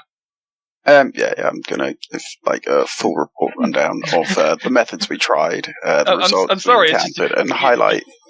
You didn't say anything else afterwards. Yeah, I know. And highlight the effects of it seeing images of its ship in a shitty state. Kuzco has the weirdest habit of falling into the accent and mannerisms of his origin on Distant Terror. As far as I'm aware, I'm the oldest one of our... So Carl has given me a full detailed report, in which case I would like to also report back to my findings, which is psych-out grenades are inherently lethal to them, meaning they have some kind of great connection to something that the psych-outs must interrupt. And more than that, they require it to live, apparently. I suspect these things may be controlled from some kind of distant world. They may be some kind of drone race. You never do find out where the blood goes. Maybe they're for corn, they're involving the blood for the blood god. They're just pumping that shit straight back into the warp. I would like to request a task force to go and get those special black rocks so we can see the effect of localized proximity has upon these creatures. Just going to nip to the toilet. I believe Brother Coatlmox is already heading out to investigate. Yeah, I'm going to do experiments on how we can experiments. I'll have him ship some specimens so we can take them to the rocks in case we can't mobilize the rocks. Because I have a feeling that those rocks are probably going to be the most efficient way of getting rid of them. Yeah, my experiments are going to all be about how much we can transport in maximum and minimum, and different ways of transporting them, and if we can swap some of them into the payloads of torpedoes. Yeah, that's that was going to be. I was thinking. Yeah, I'm wondering, like as well with the psych-out grenades. I'm wondering, their mass conveyor is their mothership, right, with the giant fuck-off gun built into it. Yeah. I'm wondering why not make some sort of penetration torpedo that can burrow through many layers of the mothership, aim at the center, and fill that to the brim with psych-out grenades. We honestly don't have enough psych-out grenades. Ewan's not. Yeah, no, Ewan's not joking. They're incredibly rare. We would be issued some because obviously we might be expected to encounter stuff that we know they work on, like the Eldar. They're recorded in use against Eldar. For example, you throw them at the warlocks go boom. But they are incredibly limited weaponry because they're only produced in certain places, mostly Mars and Terra, at this point. And they're also only produced under very strict circumstances. I think at the moment the Mechanicum produces them under license for the custodians who control it at the moment. I think the Dark Angels have free use of them, but we don't, basically. How many psych-out grenades have we got? Yeah, you will get an absolute bollocking from your custodian, talent or not, if you use extremely expensive psych-out grenades against an enemy you can just kill with guns. But how many did you have, the question? Probably somewhere in the very low hundreds. Oh, so that's plenty for a missile then? No, not at all. And even if it did, see previous statement, you will get an absolute bollocking. Well, my idea is some sort of penetration torpedo that you can launch into the center mass of the mass conveyor, and then detonate a cloud of these motherfuckers inside the center of the ship. The problem is a bit like saying we shoot you with a lead bullet in the arm. It ain't gonna kill you. It's toxic to you certainly, but it won't kill you because it's just too big. I'm working on the assumption that they have a single controlling conscience inside the mothership. That's the idea I'm working with anyway. So that's a lot of assumptions, and it needs you to hit it, and it needs the missile to get in. But through shields and all of the decking, wherever it might be. And even then, we are still going to get a bollocking because we've used all of our psych-outs. Yeah, against something you could have killed with guns. We have Nick's free 1 week in today. I am going to politely vibe check you all on looking for a magic bullet to kill an enemy you can kill with guns. Because you can kill them with guns. And have done. Yeah, but the guns fire the magic bullet, right? God damn it. I think to be honest, it's more the experiment with the psyck-out was to experiment to see if it killed them, not, let's just use this thing. Basically, the way I was thinking about this was, because Creed's doing experiments to see how much of this weird black stone he can transport, turn into, like, gunpowder. I was thinking more we could put it in our flamers.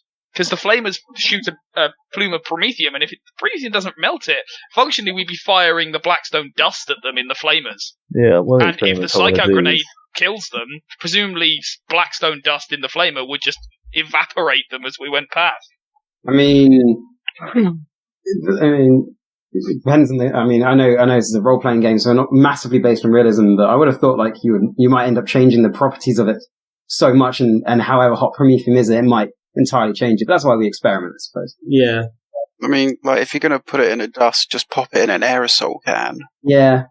Or I was thinking, put it into shotgun gunpowder. Yeah, that's what I was thinking. Like, just get tons of the pebbles. Yeah. In any case, my suggestion as an official one would be that this is some kind of ancient drone race created by humanity that has been hijacked by xenos or persons unknown or nefarious purposes. That would explain why they're so happy to see us, why they're so eager to do stuff, but equally why they're they're so happy to see us, yet they're carrying out acts of such cruelty and wanton malice, seemingly in a good mood. They're being controlled. They don't know what they're doing. So either we have to regain control of this race, and or, probably the far more likely one, destroy it utterly. So, sounded like you had an expedition heading back south. My research, boys. Yeah. Who was going with, and what ships were you taking? I know I've been needed. Oh no, young Nicholas! If the I'm research so sorry. boys are alright with it, and they either want to come with me or not, I'd like to take Rainbow Ocelot as my ship. Yeah, I was going to suggest reforming. Yeah. I'm happy with that. I'm also... No, thank you. Did they retreat from Polder, or is that still an ongoing front? They retreated from Polder, and you've left quite a decent-ish chunk of troops at troops and fleet at Polder. Okay. And just a thought was, Hesperid, if that's looking like their next target from our interrogation, we could look into finding the black stone there, and because there's such a mass there, that could be a good place to start weaponizing it. It's quite close to Ferdinandia. It's also going to be one of the few places that might have a full, intact stock of the stuff as well. Yeah. It might be best to see if we can defend the natural standing stock. Yeah. I'm more going to try and repurpose the scraps. We don't want to fiddle with this stuff too much either, because obviously, as we know, how much do we know about we know the warp exists at this point, right? Yeah, it's an alternate dimension with strange trans-dimensional aliens in it. And we know that warp storms can be affected by things in the material world. Yeah, but only in the same way that, natural geography affects weather anywhere else. Yeah. Yeah, in that sense. So, we can make the assumption that... I don't think it's too much of a jump to make the assumption that what these things are doing to the Blackstone deposit is sort of a bit like removing the tops of hills and allowing storms to flow in. It perhaps would be an assumption if you didn't already have evidence that the Blackstone, inhibits Empyrean activity. But otherwise, it's already we also know that they don't like the stuff. It's not that's a roadblock. It's they actually don't like it. But basically, my point is more, would the assumption then be that they are trying to spread the warp storm to some as yet unknown purpose? That's my going theory. Part of my research plan is going to be to see if I can restabilise the Naxos warp route with some Blackstone. My original thought was more securing the warp route than weaponising it. Rainbow Ocelot has proposed, yeah. So, do we think they're going to attack Hesperid next? Because that's where they would happen. Going off our interrogation. Do you guys... Do I know this? Did you show it Al-Badurrian? No, they have not messaged you back. In fact, they've not replied to your last two messages. Did we show Al-Badurrian? Sorry. You did, yes, as your Nicholas said. Did it? Yeah. What was its reaction to Al-Badurrian? Did it care or not? Didn't care. No noticeable. Oh, sorry. It cared about the ones that it already killed, and Polder and Hesperid, and that was it. Right. The forces we have, we could probably win the battle at Hesperid, but it's touch and go. I'd like to strike a decisive blow by pulling Ollie off the line at Al-Badurrian, but given and this is all out of character, given the situation he's left it in, I'm not sure I can. Yeah, but as far as you're aware, everything's fine at Al-Badurrian. No, I'm doing this out of character. Yeah. So so in character I would have to not know. I'd not know that. So. I mean, also, out of character, I've repaired the situation there, and all it took was the execution of one high level, citizen. I'm not sure you have. Certainly some way of phrasing it. Yeah, Nicholas? If we can get enough of the Blackstone, if they do attack a Hesperid, if there is enough of the Blackstone on Hesperid, if we can get enough of that stone onto their ships, they won't be able to retreat and get away. So we can stall them in the system, so we can do a decisive blow, then any ships left, we just pepper spray with the Blackstone, stopping them fleeing, and we can just... We can't move the Blackstone yet. Them. I love that idea. We still have to figure out how to move. The Blackstone should already be at Hesperid. Yeah, so we can weaponize it there. We don't want to interfere too much with it, so we can, so as to not risk destabilizing the warp more. This will be easier to plan around once we've actually figured out how much we can transport effectively and such. So it sounds like Team Rainbow Ocelot is on its way to Hesperid. I want to go to Kiwanis. Yeah, he wants to go to Kiwanis. I'm debating about how much of the actual force of all of our forces we want to take to Hesperid. I'd like to land a decisive blow. I mean, we won with 2/3 last time, but we did take losses. You also had the element of surprise. Exactly. They didn't know what level of force you'd have. I suppose, to be fair, you had quite a sizable picket within Polder, but that looked like it was the defensive force by itself. Exactly. What information do we have about the Polder system? Polder? Yes. Do you mean Hesperid? Polder, sorry, a Hesperid system. Oh, I should have my Excel open. Well, it's a step Okay, well, it's more, can I utilize any of my... Okay, first things first, before I make a full determination, I'm going to recall Ollie and his part of the fleet from Al-Badurrian to meet us in Ferdinandia. Since it sounds like everything's basically fine there, and it seems like it's not in danger, right? So yeah, we don't have the information that it's in danger, so we need to prioritize resources.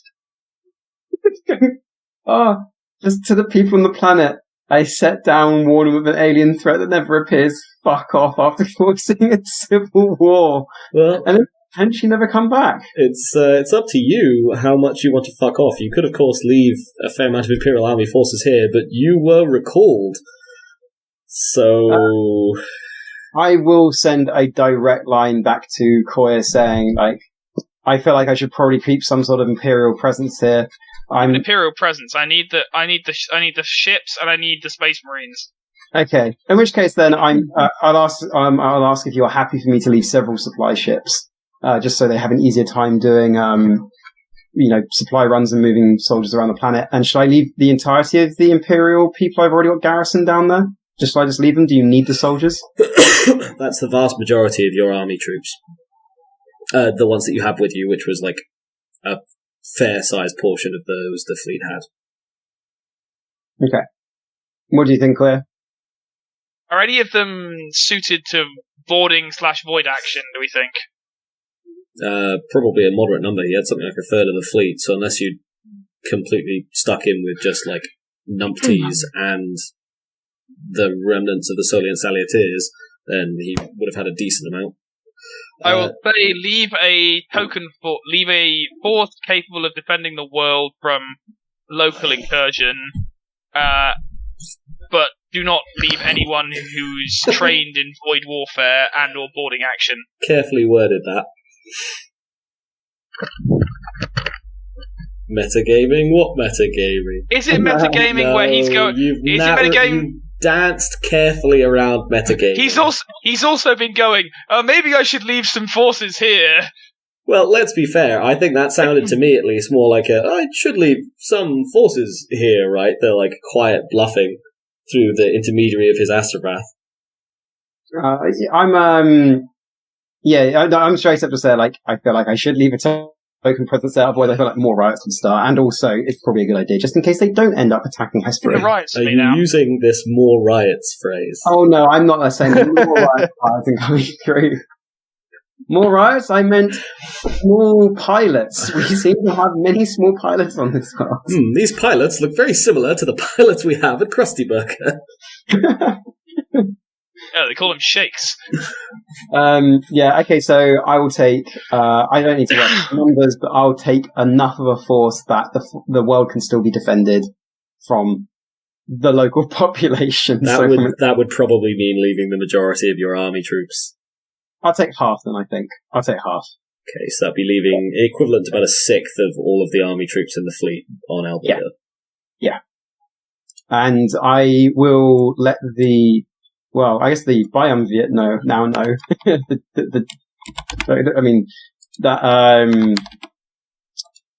We've been given intel on the next attack, and it looks like it may not be happening in Al-Badurrian. I shall be back, but we are marshalling forces for an attack in another world. So you are safe for now, but I have left a garrison force here. They seem unhappy, but unable to do much about it. No, I say if they want me to stay here, then we can just let the fleet of Xenos wash over everyone, and then eventually you'll get your ability, my turn to defend. But who knows what the state of play would be like that? It's like when it gets to that level. You don't have to engage them; they can be uncomfortable all they like. No, I engage the shit out of them. You're big man, spacey boy, come down from the void to tell people what's what and cause civil wars. That is what I have written on the back of my ceremonial cape. Civil mutinies, yes, sorry. It just says on the back of my cape, big man, spacey boy. Yes, the great Al-Badurrian snafu of 808 M30. Yeah, the small Al-Badurrian hiccup, barely worth mentioning. Dear. Cool. Meanwhile, so I'm kind of lost on who was going to Tequantis and what was being sent over to Hesperid. So, Team Rainbow Ocelot, or just Cread, I don't know about the other two. The other two are going as well, they said. We're all going, yeah. Okay, cool. Right, are going to perform more experiments on the Blackstone to try and weaponize I also want to take about a dozen random cargo ships from Ferdinandia. It'll slow you down, but it's perfectly doable. And slow you down is relative. We'll call it a week and a half to get to Tequantis. Cool. Oh, and I'll be bringing Loyal Admech with me. Mechanic. Fair. What was the Hesperid situation? I was going to wait till Ollie arrived, so I could discuss with him the finer points of our strategy to destroy the foul xenos when we arrive. Kidoki. Because it shouldn't take him too long to get to Ferdinandia. Then again, I don't want to... He's on the main warp route, so it'll be like a couple of days. Rolling. Who wants to go first then? Do you want to do the Hesperid stuff, or do you want to do the Tequantis stuff? We've got time for one left in the session. Do the Hesperid stuff. So your stuff? Yeah. Fair. Sorry, it's just the way you were phrasing that made it sound like you were saying, do the other guy's stuff, but then you named your stuff. No, I meant the other guy's stuff. Oh, so Tequantis. Yeah. Yeah, do the Tequantis stuff. Alright. Sorry, Ollie. Fuck you, Ollie. That's what you get for abandoning your guard duty, Ollie. I think you'll find that fuck you. My first order of business when I arrive at Ak'haireth will be beaming over to, was it Volon, where I set all the factions off competing aggressively? Yes. I believe Gary's world. Yeah. No, that was a different thing. Similar. Similar, yet crucially different. So yeah, I'll send a beam to Volon asking if any of them have had any success transporting the Blackstone yet, just on the off chance. So I don't think you've told them about it, have you? Didn't you, explicitly disguise it from them? You also need to, send a runner ship rather than an astropath, because they don't have astropaths in system. Bugger it, I'll leave that bit then. But I will let the survey calls around to Qantas know that I'm now directly in charge of all of them. Yeah, you've assumed direct control as you arrive with your small improvised flotilla of civilian craft and your 2 other Space Marine, not quite captains. The Chief Apothecary, yourself as Chief Tech Marine, and do you prefer Chief Librarian or Chief Psychiatrist these days? Nazeem. We'll go with Librarian, it'll be an easy transition then later on. Yes, the classic take on the Space Wolf formula. The Second Legion doesn't employ psykers, only psychiatrists.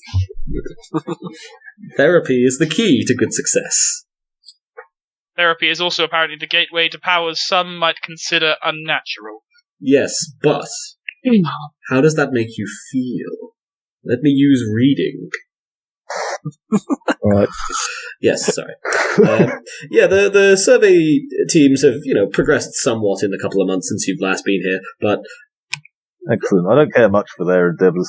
I want them to excavate as much Blackstone as possible off-planet and as large sample sizes as possible. But all of it.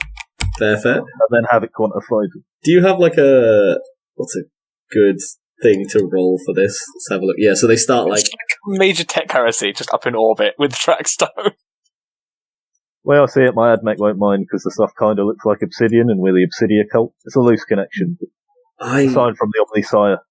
Hate how pretty valid that is. Fuck.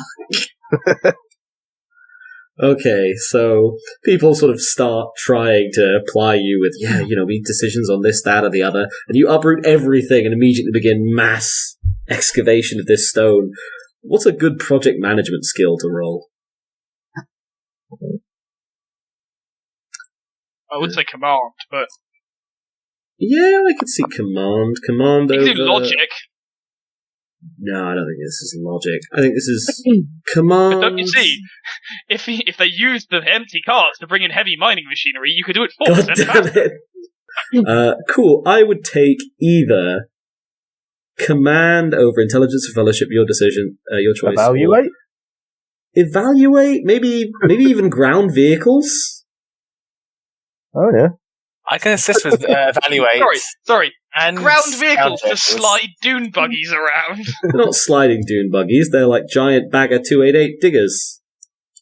Sorry, was that you, Nicholas? I can assist with evaluate if you want. Yeah, okay, so I could either take evaluate over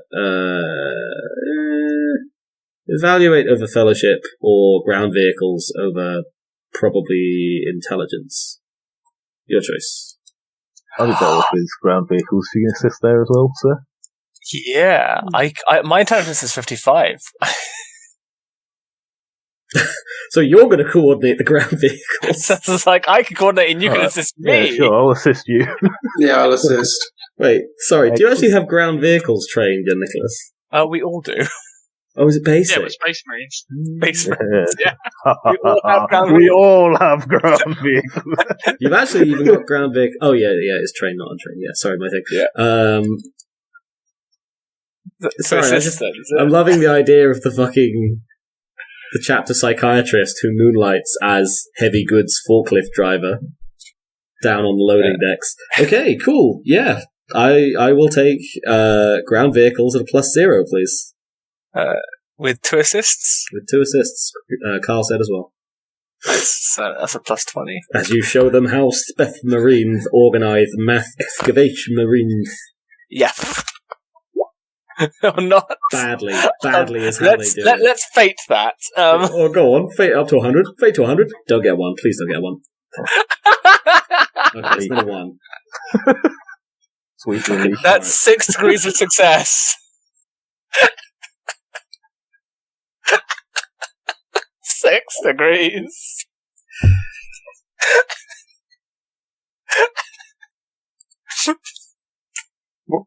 So, Nazeem, you have always had a deep and abiding passion for forklift management. One that your chosen profession has left you tragically ill-equipped to pursue. But on this waste of a world, or corpse rather, you are at last, finally able to indulge your hidden passion, your hidden desire. Between you and the other two members of the command squad helping you, you're able to coordinate the bringing in of immense amounts of digging machinery from all across the world, and the glass slagged crater that has been formed in the lower jungles of Tiguantis is cracked, red to sunder. And beneath it, rich 6 degrees of success, right? Yep. Yeah. Rich deposits of this black stone in stumpy and shattered forms are found, stretching down. Excellent. You've all produced a vast quarry of the stuff. If my plan does work out how I want it to, we'll lose a small section of the sector to the warp storm, probably, but another section of it will be safe. Are we going to move away from Trigantis? Just like it encroaches across Barast and so forth. Yeah, we might want to presumably reform has its own thing. It might, who knows. Yeah, right, we lost the Night World, but we gained Hesperid. But the excavation's going well. Right. Yeah. Within a fortnight, you've gained quite a bit. Can I just double check something? How long do you think your deliberations on Ferdinandia would have taken? The xenos torturing and the like? No, not the xenos torturing, sorry, for Maccy and Coayah. Very little time. Fair. Like, as soon as he arrived, I would have basically called him into a war council of how many of our troops do you think we should do? Here are the records. And it would have been within the day we'd have gotten underway if we could. Okay.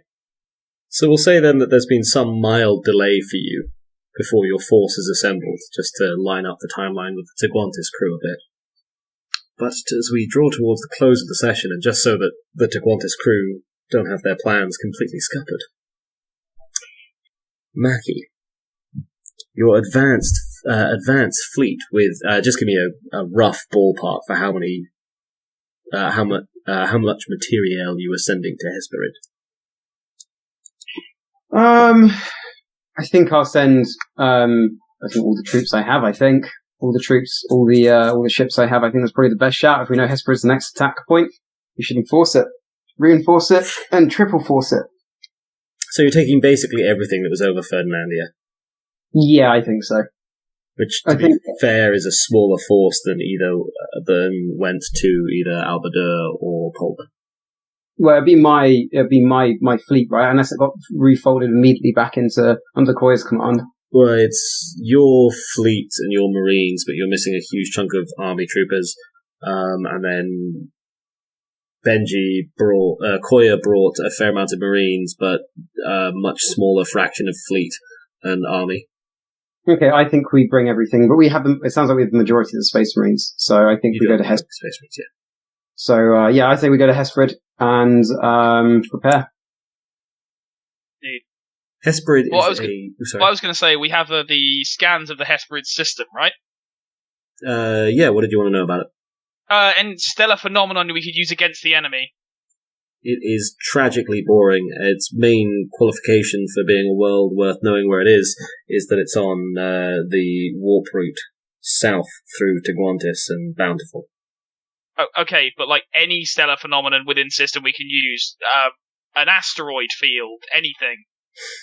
Nothing close enough to Hesperid to be like particularly interesting terrain. It's a fairly barren and unremarkable steppe world. No, but like anything, the system is bigger than the one fucking world. Yes, but not all systems have a huge amount of shit going on in them. Sol is pretty acharacteristically busy. Hesperid's most notable astronomical feature is that it has a red giant for a star, making for some notoriously spectacular sunsets on the world itself, with its small population of, if I recall the numbers they were mentioned in passing quite a while ago, about 500 million. Arriving in Hesperid, however, shows your preparations somewhat fruitless. As you've not been in system long when your augury arrays show you that the world is already devastated. Its single major population centre long since done smoking, and several of the signature Ak'haireth orbital bombardment points located scattered around the world, as well as one major one on its moon.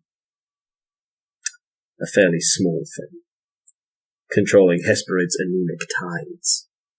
The communique to inform the Teguantis team goes out fairly quickly. I say we fucking speed it over to Al-Badurrian. Just put something. The only information we had was that this is where they were killing the world. This world is where they were going next. That is not the information you No. had. That's the conclusion you chose to draw. Functionally one and the same.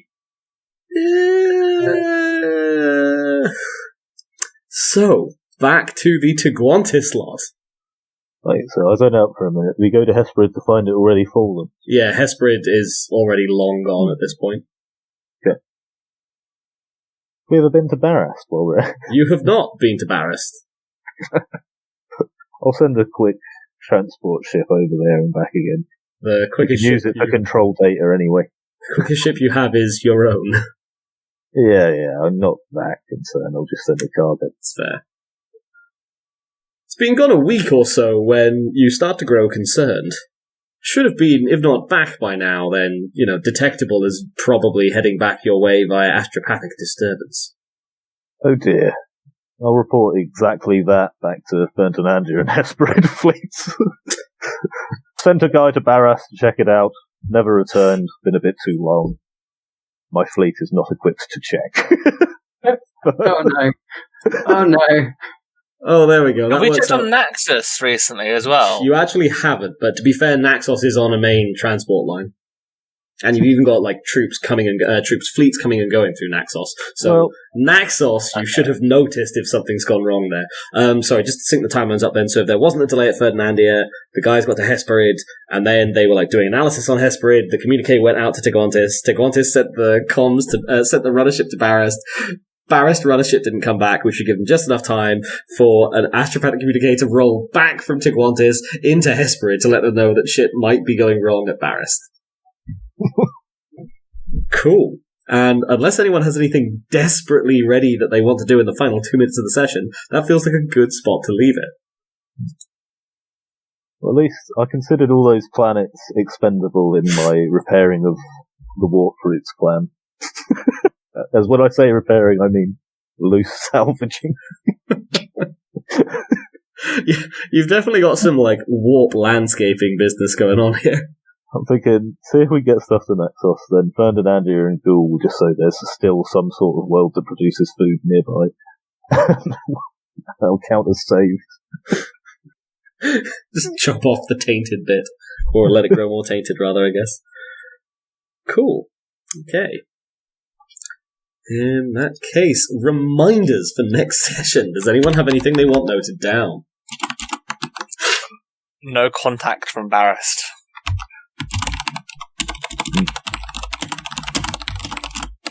And initiated Blackstone transportation experiments. I intend on resuming, ignoring all our other problems as much as I can. The rise and fall of the tiny civil war nobody needs to talk about. That's not really a reminder, is it, Ollie? You know what? It's a moral compass reminder. It's been a teachable moment for me. Maybe this Al-Badurrian is not okay. Al-Badurrian is totally fine. In quotation marks, dinosaurs are still an option. Why is that in quotation marks? That should never be in quotation marks. That's always an option. A straight up option. Well, we've been told, no, don't. But I'm still under the impression of, Oh, yeah. so long as he doesn't find out, it's fine. No, don't, because they contain the souls of... No, don't, because it's a completely pointless distraction! There are more pressing matters. Hey, if we can get some dinosaurs onto their ships and we arm them with these blackstone teeth, but once we do, we can. We give them some rebreathers, and they're then voidborn, and hey presto, you have dinosaurs in space with null teeth. That's gotta be the fucking episode title right there, in all caps. We don't know where their ships are. I say, why not also go a step further and attack and give one dinosaur a psych-out grenade each? Yeah. Alright, okay. Any other reminders? It's picture like a T-Rex with a tiny psych-out grenade in one of its arms. Can we please move on before I have an actual aneurysm? Please. Oh, yeah, if you want to lose an insanity point, gain an insanity point there. I know that was technically you rather than Coayah, but it's been a while, you know? It counts. By a while, you mean one session? Oh, have you just been doing them in the background quietly? No, it was last session I got another one. Session? Oh god, what is time? To be fair, I am now immune to supernatural fear level 1. Woo! Any other reminders for next session? Okay. We have sod all idea where to go next, other than probably another dead world. We only lost, was it 500 million or 50 million people? 500 million. We're allowed to lose 10 systems, correct? We shouldn't be into that. Yeah, ideally less, but up to 10. How many systems are there? Hesperid We just pick the ones we want to keep. No. Eventually, they might get to that. It's just like, well, Naxos, they really they were mean to us once. If we just hunk down on Naxos and just wait for them to come to us, just no, evac all the black stone in the system to Naxos. No. No. And then they handle the Blackstone experiments, please. I mean, I think you all are really underselling the selflessness of the psyker volunteering to sit on the anti-psych rock, all of it simultaneously. Your Nicholas is a hero and a martyr. Any other reminders? Nope. Cool. Feedback, anything you liked? Oh wait, no, it's questions first, right? Yeah, questions. Anything anyone was narratively unsure of in that session? I've got a minor spoiler because I don't think it's going to come up, but if anyone wants to hear where you went wrong with Hesperid, it was so fucking close. I saw the exact moment you left turned away from it as well. Odds no evens? No, well, the odds no evens was on whether you got a rank and file trooper or someone more informed. So you didn't have someone who knew where the next target was. You had an alien who knew where it had already been. Yeah. And it had already campaigned on Hesperid, which was why Hesperid triggered a thing. That makes sense why you clarified. Yeah, you just knew that it was happy about Hesperid, not that it was its next target. Wouldn't we have been able to determine that, though, by the fact that Hesperid, being a planet, would have an astropath on it? And thus we could have sent messages ahead the whole time, and if we didn't get any back, we'd be like, well, something shitty's going on here. Planets don't automatically get astropaths. I mean, in 40k, when astropaths are a little bit more liberally available, sure, but Hesperid's like a backwater steppe world with a population of 500 million that exists in between other worlds. It's making do with, Chartist captains going back and forth. It's right next to Ferdinandia. It's a few days warp route. You would not waste an astropath on it. They're at such a premium. Could at some point I get a recount or maybe even a marker of where we do have vision on planets? Anywhere we've sent a runner ship or we know has an astropath that's aware of us. That's fair. At least within the Rimwood Raitling subsector, there's a local astropath at Ferdinandia, the subsector capital. And you've got astropaths with both of the Space Marine fleets, Maccy's and yourselves. Polder doesn't have a runner, as far as I'm aware at the moment, at least not anything specific set up, but it does have a shit ton of troops and ships and such, so you could probably feasibly expect it to just send one of its own initiative if it had to. And Al-Badurrian could probably draft one fairly easily, and even if it didn't, you'd hear via escaping Chartist ships and such. And are there any planets with astropaths, or is it just our ships?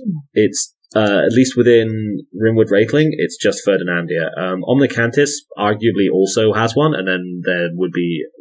We haven't really explored what's going on with the Corewood Raikling stuff over in Zagrani, but there would probably be at least one world over there that has its own astropath sorted as well. We should pro-requisition that astropath. You could actually requisition their astropath if you really wanted to. That's not a bad We should get shout. the astropath from the other system, bring it the fuck over here to help so we can have like an extra point of communication. Have it on like a runner ship so it can flee when something goes down, but it can get a message off first. Yep, I mean, if you send a ship for it, they're probably not gonna. They're probably going to obfuscate otherwise. But if you send a ship, you can. I would say you've definitely got the authority to requisition their astropath. They're going to be pretty fucking pissed about it, but clearly you need it more. Exactly. Who are they going to tell about it? No one far away, right? It's true. Yeah. Where was it? I think Gorgon was the. Actually, probably going to remind us. capital. Can you show them reminders, yeah, please? that's actually a very good shout.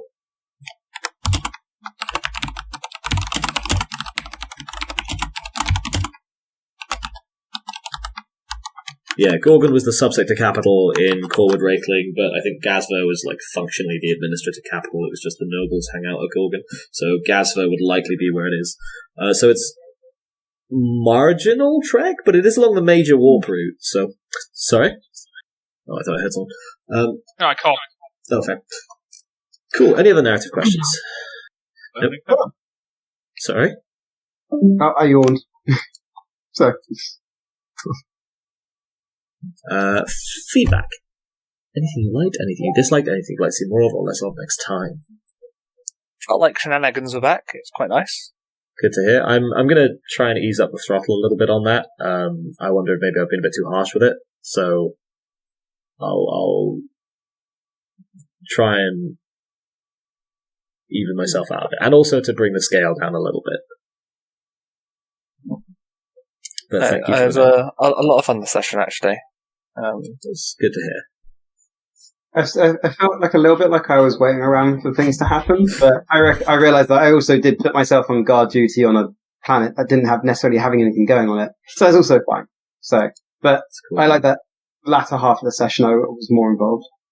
Yeah, thank you. And like a note of thank you to Benji for like, I know I made it like, oh, you metagaming, fuck, but for like finding a way to try and get you more involved narratively when it was becoming clear that there wasn't much for you to do on Al-Badurrian. That's honestly on me for putting the world there without giving it sufficient plot hooks, whilst also making it tactically viable. That's just poor map design, honestly. How dare you? I'll level design something for you in a bit, don't worry. Fair. I guess like minor point of feedback from mine, but Carl, we had a whole week, you knew interrogation was coming. We should have had some questions ready. But also like... He's a lover, not a torturer. God damn it, you can't say that to everybody. But also easily done, and I'd be lying, and I think we'd all know I'd be lying if I said like, hey, I've never come into a session without doing the prep that I was probably supposed to. Whoa. Don't all rush to defend me, guys. It's fine. Just sit here quietly and cry. I mean, more my response is going to be, I can't think of a single interrogation session we've done where we've actually come prepared with questions. No, I don't either. It's never. That's also valid, but that's worse. You do see how that's worse, right? I think we've done it once, but then we didn't actually end up doing an interrogation. That sounds like us. When was that? It was the guy. That was when we were underneath that forge world and we were going to interrogate that woman inside the stasis field. And then we didn't actually end up interrogating her. Was that the stasis field I tried to repair and that might have set a demon? Yeah, I remember that. Yeah. I feel like Ian was so pissed off that I managed to repair it. He was there like... That was such a long campaign and I don't remember any of it except when someone brings it up. I still love the missile in the town. The exact moment I turned into a tech priest, or the driving the tank out of the bubble and then squishing those poor fucking crew drive as we emerged out of the ocean. Was that the one we had the self-righting fight with the tanks? No, you're thinking of the tank flipping battle where people. That was a side sesh that I think was more of a fever dream than anything else. That was fucking amazing. That's hilarious. I do love the exact moment when someone like twigs how you roleplay a Magos, and I vaguely remember yours, Ollie. I remember like young Nicholas's specific moment. I think I remember Creed's. I don't think we've ever had it for Carl. We've kind of had it for Benji, even though he doesn't really play Magi. Yeah, it's like the Wild West at the beginning of the year, or even before that, even. No, it's like Benji kind of got there with that. What's his thingy? Not Ariadok. The cook. Oh yeah, not Jovis, the one who flung humans in the pot. The amateur cook. Yeah, Ariadok. Oh yeah, Ariadok. Yeah. That instinctive defensive scree when someone does a particular thing. That's the exact moment of transformation into true Magos, to my mind. you shouldn't have been fucking around with a vortex missile. That's all I'm saying. Yeah, well, exactly. The moment where you suddenly understand why every over-defensive Magos in the books and the games and everything acts like a super hyper-defensive fucking IT manager talking to someone currently putting jam inside their hard drive whilst insisting that they're just trying to turn it on. Talking to someone who continually has complained about how their computer is not working, and you ask, is it plugged in and the power on? Yes. You go up there and the power switch is off. And you just look at them just there like, Yeah. I told you one thing. That exact moment, and it's such a thing of beauty. Oh. Right, okay, my edge aside. Cool. In that case, let's do some XP. XP! Variation this time. Cool. Plot progression. Does anyone feel like they made any significant plot progression this session? And if so, what? Yes. I will fucking murder you. God damn it. This is Wonder Dog tier bullshit. Just every fucking Wonder campaign. Dog. One session it's Wonder Dog, and then it's like, oh, I'm going to give 10% of my XP to Nazeem from the Cloud District. And then it's just the word yes over and over again. Why? Why is it all... You see what you're doing right now, Ewan? That's why. Yeah, it's always the XP section. And that's what aggravates me the most, I think. I could take these dumb memes better elsewhere. To be fair, when I was running my campaign, Nick did exactly the same thing, and it also made me say and use words I didn't realise I knew how to use in that certain... Hey, those NPCs deserve that XP. People slap you in your nuts. I'm so proud to have had this influence on your life, Ollie. Like this part of me, but it comes out. Yes, any plot progression. Yes. I will fucking get in We the established wanker that we established that Barras had not Barras. We established that Barras was probably under attack and that Tigwantis had fallen. Hesperid. Yeah. Oh, whichever the fuck it was. The fallen one. Wait, shit, Mongolia had fallen. Also, initiating Blackstone research. We've only really done excavations. But okay. Does it count as plot progress if I stop the civil war I started? No, because you didn't stop it in the way people would traditionally mean stop a civil war. You mean you rushed the conclusion. I mean, there's not a civil war. It was just a brief civil war. It didn't actually get stopped. Well, it did. It's not happening anymore. That is very much a definition You of couldn't stop. say that you stopped World War II by World War II just finishing. I feel like You'd make the worst time traveler, Ollie. You really would.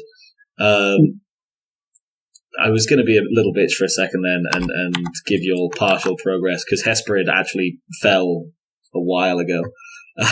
We only knew it fell. Yeah, but I don't know I think if you listen back to the recording, it'll be super obvious that I kept trying to shuttle you quietly through Hesperid so you could pass through system and realize that it had fallen and then have that information. And you kept going, yeah, let's go. Nah, fuck it. We'll just go straight to Tigwantis. We're not stopping enough for progress. Also, you guys figured out far more about the motivation. Well, you've got way more information on the xenos in general. Just motivations, what kills them, even harder. We know what killed them. We learned they have a critical and crucial weakness, which is odd. Yeah, so you've got progress on. Hit cap for plot progress now. Character development. Does anyone feel that they developed their character this session, and if so, how? I feel like Maccy became equivalent to a well-seasoned elder statesman. I'm not sure I can agree with your plot progress there, I'm afraid, Ollie. That's like character development. Coayah is willing to become slightly unprofessional if it means big gun. Yeah, I was going to say, the first sort of vaguely, I put in quote marks, heretical text conversations between myself and the captain. I love how with Maccy and other characters, like it's just the big gun, but like, you know, a handheld gun. Turns out Benji's like threshold just has to be a gun the size of a ship. Sorry, this is they literally did this in Rogue Trader with a smaller xenos gun. Did we? You did. Oh, I remember this. Yeah, if you recall correctly. Wasn't that at the beginning on the first ship? It was. I wasn't there for that. Oh no, you weren't. You kept using it though. Well, yeah, we did. By which I mean, Mao commanded shoot them with my alien gun. I want to use my alien gun. I was the one in Rogue Trader who was frantically for about a month trying to desperately talk people out of going, we're going to spend all of our money on a Nova Cannon. I want that Nova Cannon still. Yeah, but we can get one now. Right. We can get one now. But in Rogue Trader, it was like, but we can have a ship with like plasma broadsides, flight bays, a pimping music system, or we can have a Nova Cannon. And everyone was just there like, but Nova Cannon! It's inevitably going to end with a fucking end of Halo style warthog drive down the barrel of the Nova Cannon as the ship blows up around you. Drive me closer, I want to hit them with my sword. Just enough thrust from the Nova Cannon to make it safely into high orbit. Then we really test the suspension. I'm going to be right back 2 seconds. Yes, sorry, between Coayah and Coatlmox. Any other character development? It's first. I know we've got to the stage out of character, but I think it's the first time in character that Nazeem and character names Kuzco properly kind of, yes, I'm doing psychic stuff. This is how it's feeling. Wink, wink, nudge, nudge. Like, just the confirmation of, yes, we talk about this stuff. Reasonable. Cool.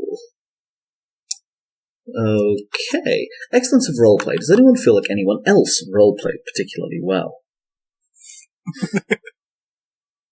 I'm holding my tongue.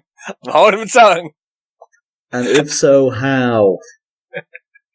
Fucking hell, how is it not implicit at this point? Oh, it is. Rage.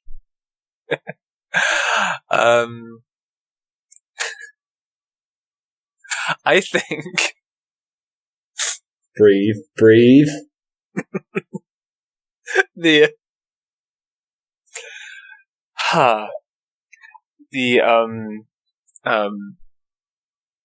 Who is it? The secondary Majos roleplayed very well. God damn it. You do not get roleplay XP for the NPCs. With the West Country accent from that, from that Majos was just... in that accent. Right. Has anyone got any serious roleplay XP? Otherwise, I'm just calling it there. I think, Ollie's roleplay, between himself and, the execute this person and so forth. It was quite good. Let them eat civil servant. I think Benji's talk with the Majos was pretty good as well. Yeah, I liked his approach to asking after the gun. Call in both the Majos, one declines, ask his assistant leaves, ask the remaining one. Just keep working your way Can down we? the chain. That way you know how much you need to cut off.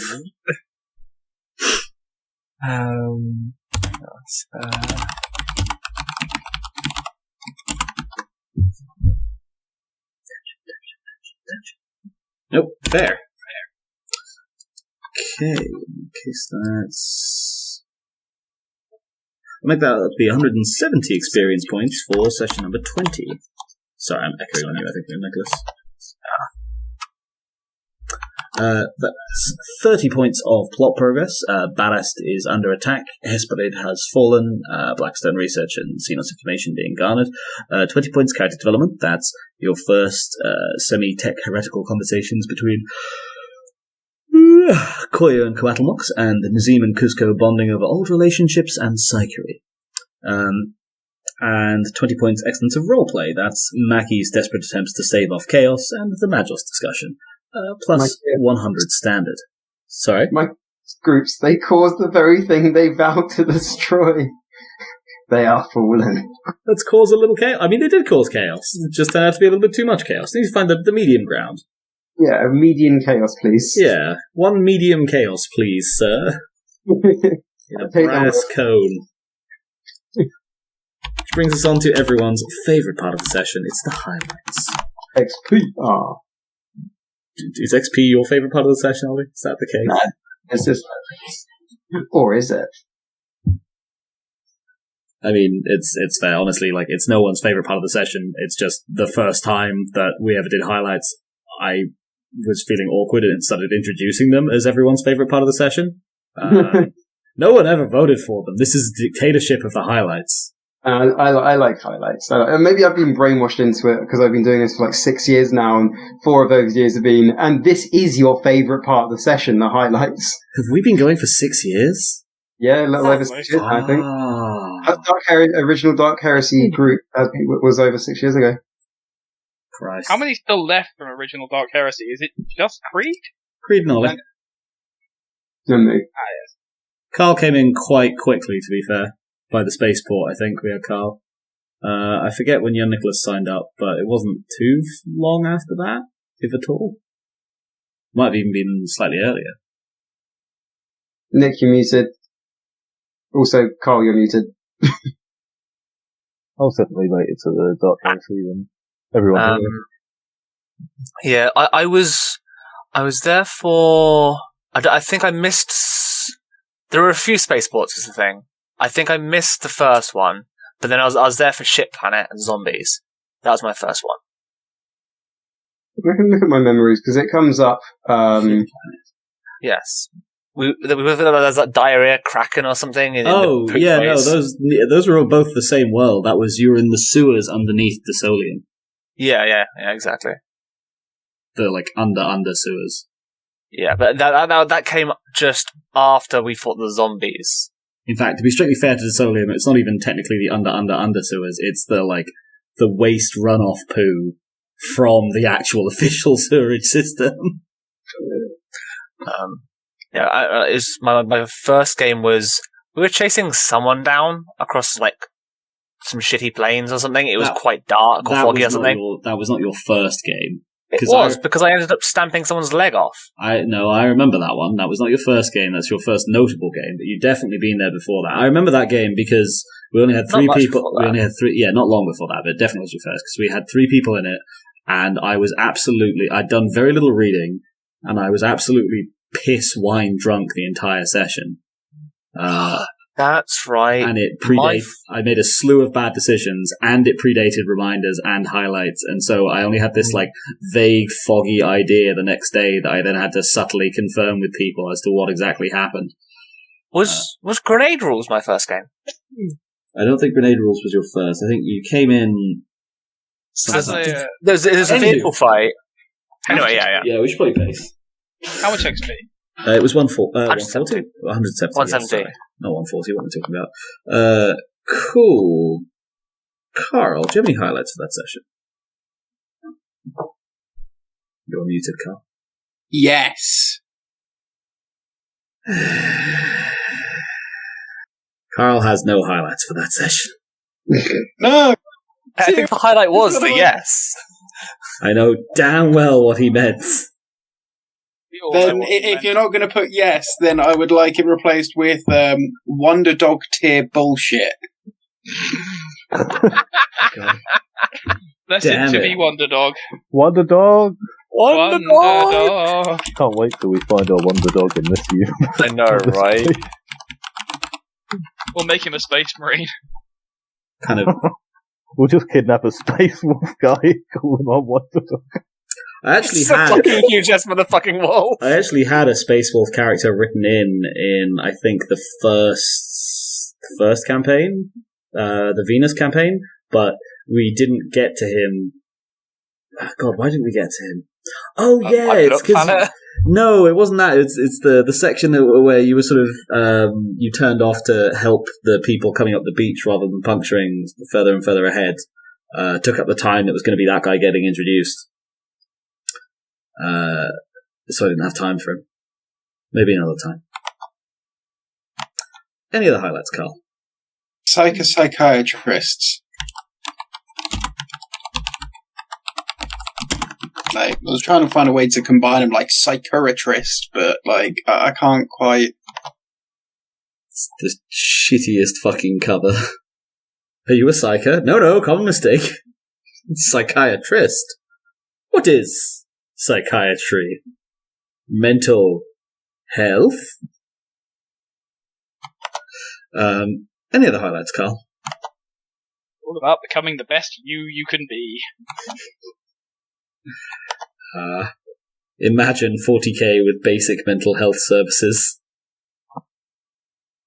Imagine the Horus Heresy with a goddamn family fucking therapist. Horus is able to get some, basic counselling.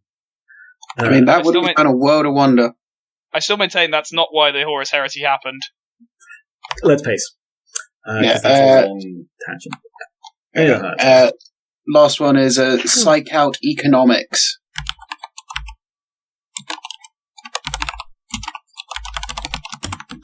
Oh, I'm sorry if I was a bit rude on the, checking you all on special weapons earlier. It's just that I was concerned that we might spend a very long time working out how to kill things with your expensive grenades that you can kill just fine with your standard issue guns. And I figured it would be unfair of me to just let you keep going down that line. Cool. Benji, do you have any highlights for that session? The Al-Badurrian snafu. Don't know what you mean. There's nothing in the history books. Anything else? I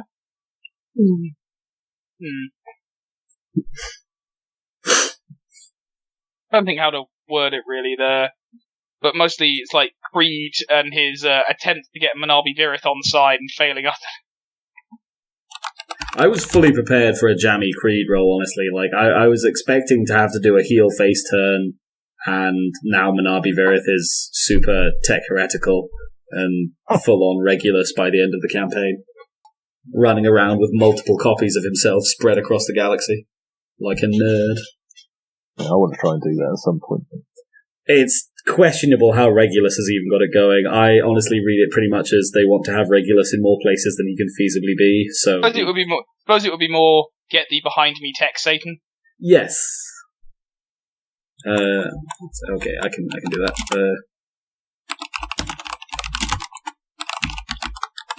Anything else? Cread leads into being tech Satan.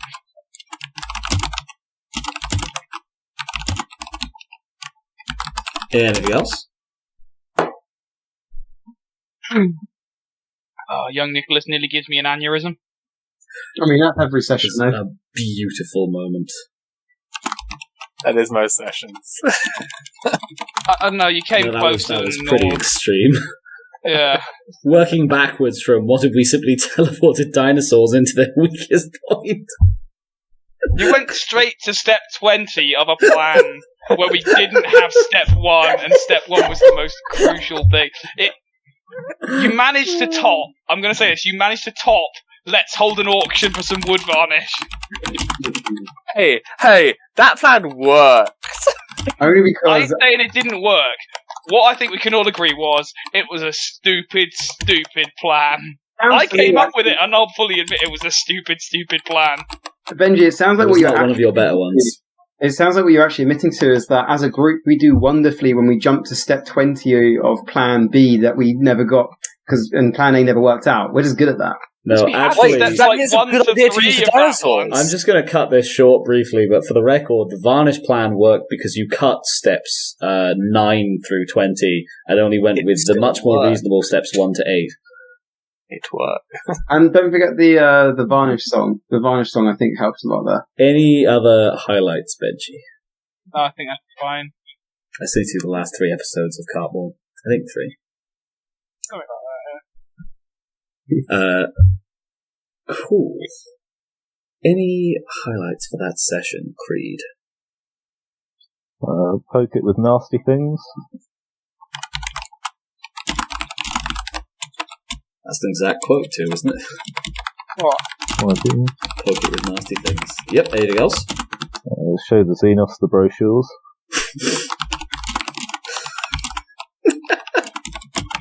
Have you heard of our Lord and Savior? I think you should try that. I do I can't kinda... lie. Sorry. I was just going to say I was tempted to see if we could find a picture of the Emperor and see if that had any effect. Yeah, that would be really cool. Oh, that'd be fun. I do kind of want to like low key do the Gary's dynasty with multiple worlds claimed, but basically 0 profit factor, and these 2 sectors here roaming around, getting into hijinks, trying desperately to build up their finance before they go bankrupt. The Gary Worlds may also end up slap bang in the middle of the warp storm by the end as well. There is also that. So let's not jump ahead immediately, or I'll have to give them plot armor. Fucking Wonderco. Any other highlights, Creed? I think that's it for me. Cool. Young Nicholas, do you have any highlights for that session? Young. I wasn't muted. Dinosaurs are an option. Hate you so much. Congratulations, Nick. I think you've reached a new record for how many people have told you they hate you in a session. There's two conceivable outcomes where dinosaurs actually become an option.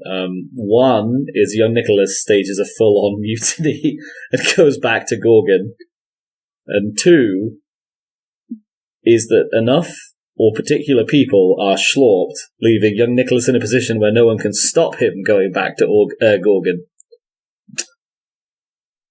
What I'm hearing is it's possible. Yeah, if you either poison Benji or poison Creed and Carl whilst you're on an away mission, then you could successfully sod off to Gorgon. I reckon I could get I'm up Benji and for Carl. it. Yeah, I was going to say. I mean, I'm pretty sure. I want to keep the ship at Tagonis, so I would resist slightly. We can send another ship, it's fine. You can hop on one of the loose cargo ships and slow travel there if you want. I won't tell anyone. That's just deserting. Deserting to go joy hunt dinosaur people. We'll be back. Any other highlights? Any other highlights here, Nicholas? No, I think that is pretty much it. But I do have a quick question. What happened to we asked the locals to go hunt down some of those people, didn't we? And capture them and send them over to us. I don't think we said send them. Yeah, you I just did. asked them to capture, I believe. I wanted them sent over to me.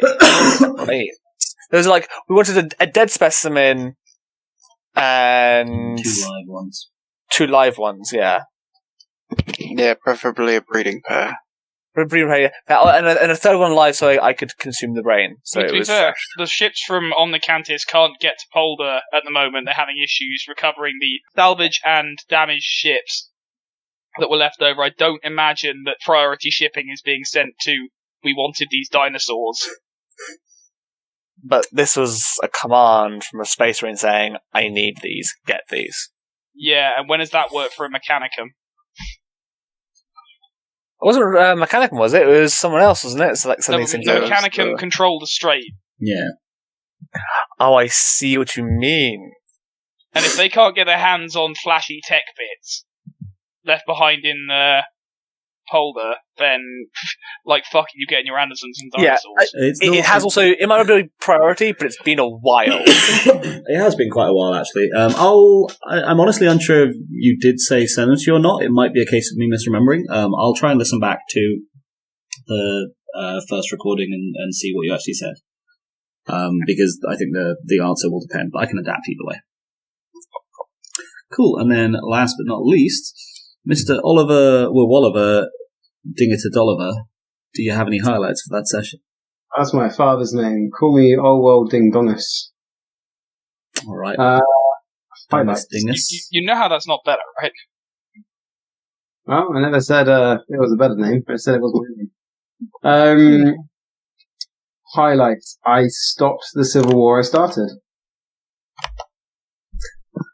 Alright, but I'm putting it in inverted commas.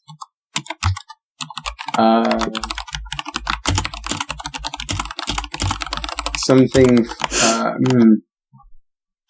executing a civil servant in the name of peace and prosperity.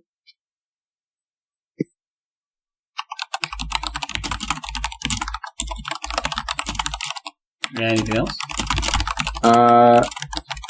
The party's sudden and sad realization that Hesperid had already fallen. And that Barris may be next.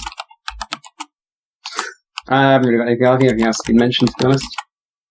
Oh, dear. There was a moment a couple of weeks ago where I was like literally crossing Hesperid out on the map on the GM layer.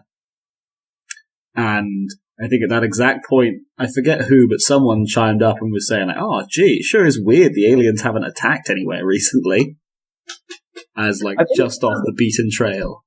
I thought it's because the fleet, when they went from Tograntis, they went down to Volant, then up to Hesperid, then across to what is Namagary's world. That was actually their original plan, but then they went to Quantis, Volant, Bountiful, and we're going to double back to Hesperid. We went, there's no point doing a layover, we'll just go straight to Chime. And then after Chime went straight to Ferdinandia without stopping off in Hesperid. See, guys, I'm going to mark it in red, but I can see where we went wrong. Yeah, we should have done that. They were, to be fair, following the routes, but they weren't like making the stops. You don't have to stop at every point along a warp route, but being a planet along a warp route makes it much easier to stop there. And it depends on where they are. Like, you'd usually stop if the warp is difficult in that area. Like, you might stop in, say, the Mezzin Strait, because if you have to make a straight shot straight across it, you're relying on everything going super well. Whereas if you take, like, lots of small hops, it's much easier. When we showed the prisoner, the thing we were torturing, arrest, it didn't have any reaction, did it? It did not.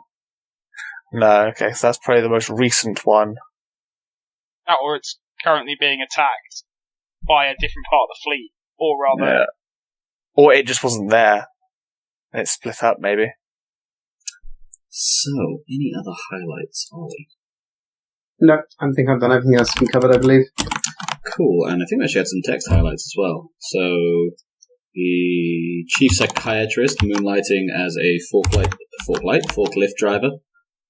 Forklight? It's a hover forklift with lasers for blades. Oh, fuck, I would drive the shit out of that. Let's poke the xeno with sticks to see what makes it uncomfortable. Exact quote. Does it count as plot progress if I stop the civil war I started? Exact quote. No, it does not. If we don't have psykers, we have psychiatrists. Cool, and I think that about covers it for me as well. I'm gonna be sad to see this sector go, I guess. I think this was session number 5. I would expect we should be finished on time, sometime in the next 3 to 5 sessions, basically. Not if we all commit suicide, then we'll be finished next session. Just saying. I think technically then you come in as different characters. I suppose actually is the point. If the entire command crew dies in some horrible way, I'd be tempted to, toss you out to a different Imperial institution. I'm almost sad that we didn't do Ghost Legion. Might have been fun. I guess we would have had more varied fronts and more personal shenanigans rather than tactical stuff. But, it's always time for cameo campaigns. Cool, thank you all for a very entertaining session number 20. Does anyone have any final words for the recording? Yeah.